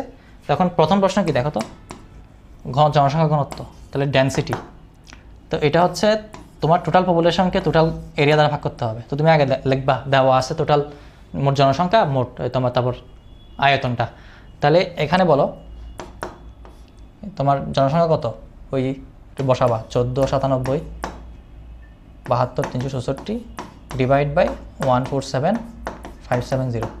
তো এটা ভাগফলটা কত আসে বলো, ভাগ করো। এটা আমি হিসাব করছিলাম 1014.92 আসে, মানে 1015 জন লিখবা। তাহলে জন পার বর্গ কিলোমিটার, অর্থাৎ প্রতি বর্গ কিলোমিটারে কয়জন বসবাস করে সেটা হচ্ছে জনসংখ্যা ঘনত্ব। ডান। তো এখান থেকে ধরো মাঝে মধ্যে তোমাকে প্রশ্ন করা হতে পারে ঘ নাম্বারে, যে কোন এরিয়াটা বেশি বসবাস উপযোগী বা স্বাস্থ্যকর, তাহলে তুমি সেখানে কী দিয়ে তুলনা করবা, জনসংখ্যা ঘনত্ব দিয়ে তুলনা করবা। ডান। এখন আসো, অর্থাৎ যেখানে জনসংখ্যা ঘনত্ব কম হবে সেই এরিয়াটা বেশি কী হবে, বসবাস উপযোগী বা স্বাস্থ্যকর হবে। বিশ্লেষকের ধারণার সাথে তুমি কি একমত? তাহলে বিশ্লেষক একটা ধারণা দিছে যে জনসংখ্যার দ্বিগুণ হতে 50 বছর সময় লাগবে। আচ্ছা সরি, একটা প্রশ্ন বাকি রাখছি, লিঙ্গ অনুপাত। তাহলে লিঙ্গ অনুপাত মানে সেক্স রেশিও, একদম ইজি। তাহলে উপরে হবে মেল, নিচে হবে ফিমেল ইন্টু 100। তো এখানে আমাদের স্যার মেল তো দেওয়া আছে, পুরুষের জনসংখ্যা তো, কিন্তু মহিলা কই? তো মহিলা কীভাবে বের করবেন? ইজি, এই যে মোট জনসংখ্যা থেকে পুরুষেরটা বিয়োগ করে দেবেন, তাহলে যেটা আসবে সেটা হচ্ছে মহিলা, মানে ফিমেল। তাহলে উপরে মেল নিচে ফিমেল বসাবেন, আনসার আসবে এখানে মনে হয় 100 দশমিক কত, হিসাব নিকাশ করো 100.25 হবে। তার মানে প্রতি 100 জন মহিলার বিপরীতে ওই মানে এই দেশে কি আছে 100.25 জন পুরুষ বসবাস করে, এটা ডান। তাহলে লিঙ্গ অনুপাত গেছে। এখন এরপর হচ্ছে ওই বিশ্লেষকের ধারণার সাথে তুমি একমত কিনা, একদম ছোটো একটা ম্যাথ।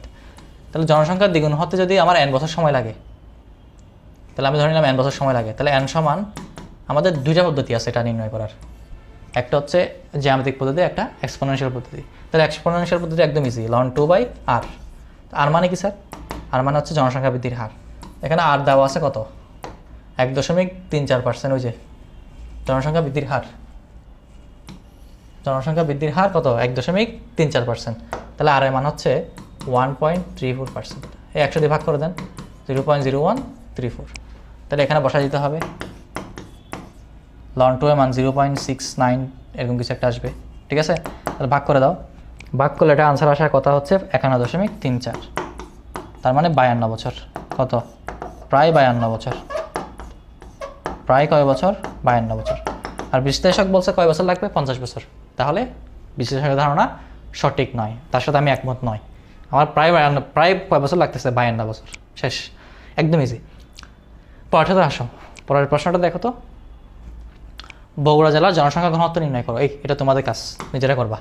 1 নাম্বার নিজেরা করবা। জনসংখ্যা ঘনত্ব কীভাবে করবে একটু এখন দেখাই দিছি না, জাস্ট P/A শেষ। তো বগুড়া জেলার জনসংখ্যা হচ্ছে এটা, এই দেখো এখানে জনসংখ্যা কিন্তু আলাদা আলাদা করে দেওয়া আছে বয়স ভিত্তিক, তো 3টা যোগ করে ফেলতে হবে, টোটাল যোগ করে টোটাল জনসংখ্যা পাবে, P পাবে।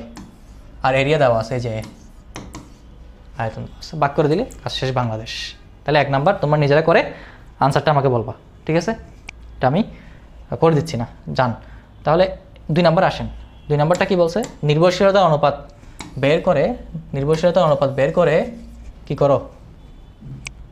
জেলার অর্থনৈতিক অবস্থা বেশি সমৃদ্ধ মন্তব্য করো।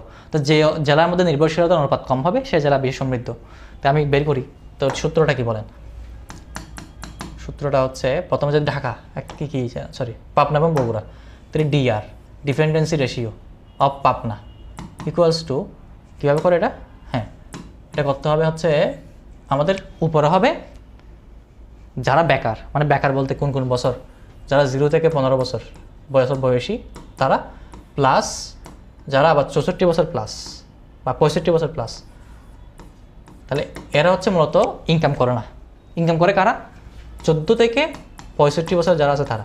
তাহলে এভাবে, তাহলে উপরে এরা যোগ হবে, নিচে হচ্ছে মানে যারা উপার্জন করে তাদের হিসাবটা আসবে, তাদের টোটাল জনসংখ্যাটা আসবে ইন্টু 100।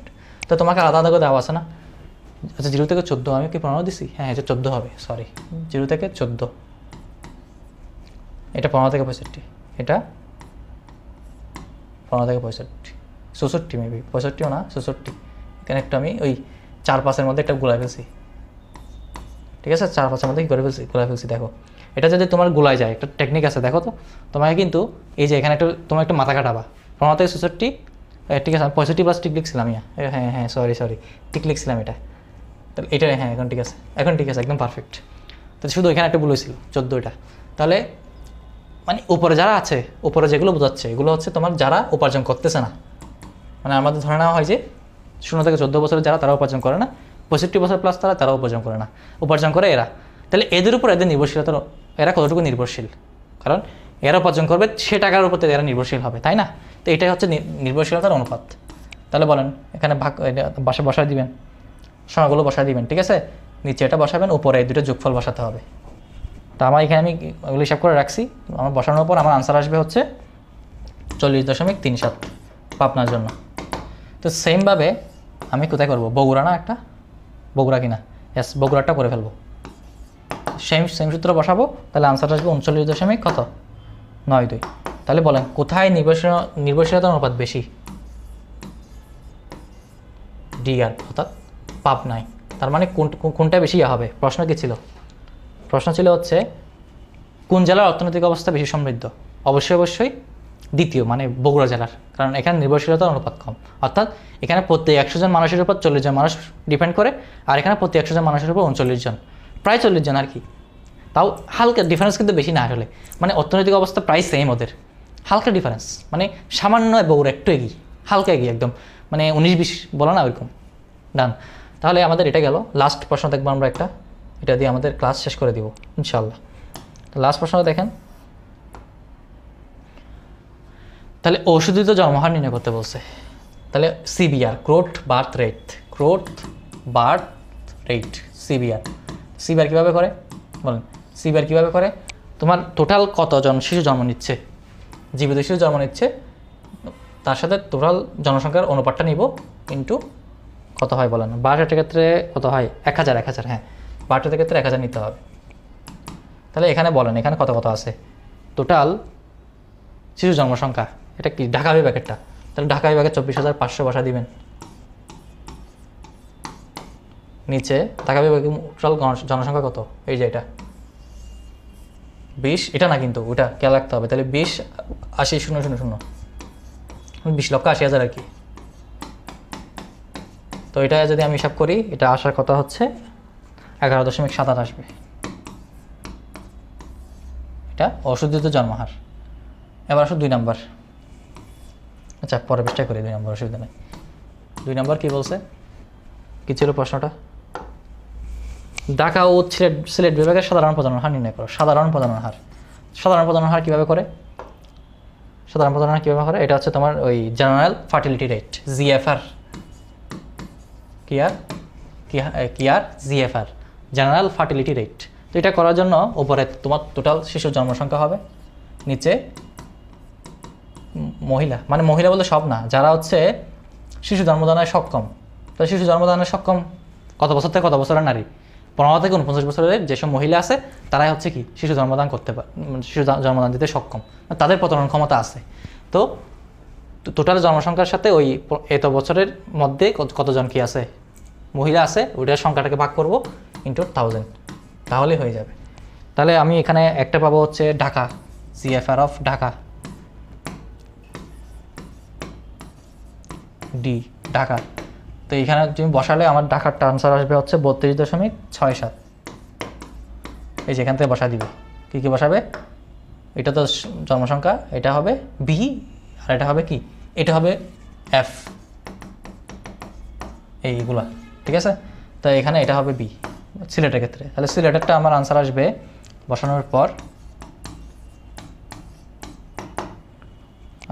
এটা আনসার আসবে 39.67। কত, 39.67। তাহলে কোথায় সাধারণ প্রজনন হার বেশি বলতো?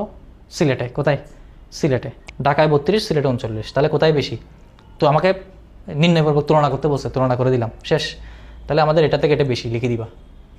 তাহলে মোটামুটি হচ্ছে আমাদের এখান থেকে অধ্যায় থেকে জিআরআর, আনআর এগুলো একটু দেখবা, তারপর বয়স ভিত্তিক প্রজনন ক্ষমতাগুলো একটু দেখবা, SFR, ঠিক আছে, তারপর টোটাল প্রজনন হার এটাও দেখবা। তো ওখান থেকে আমি সিকিউ দেখালাম না, তেমন একটা আসে না, একটা আসছিল মনে হয়।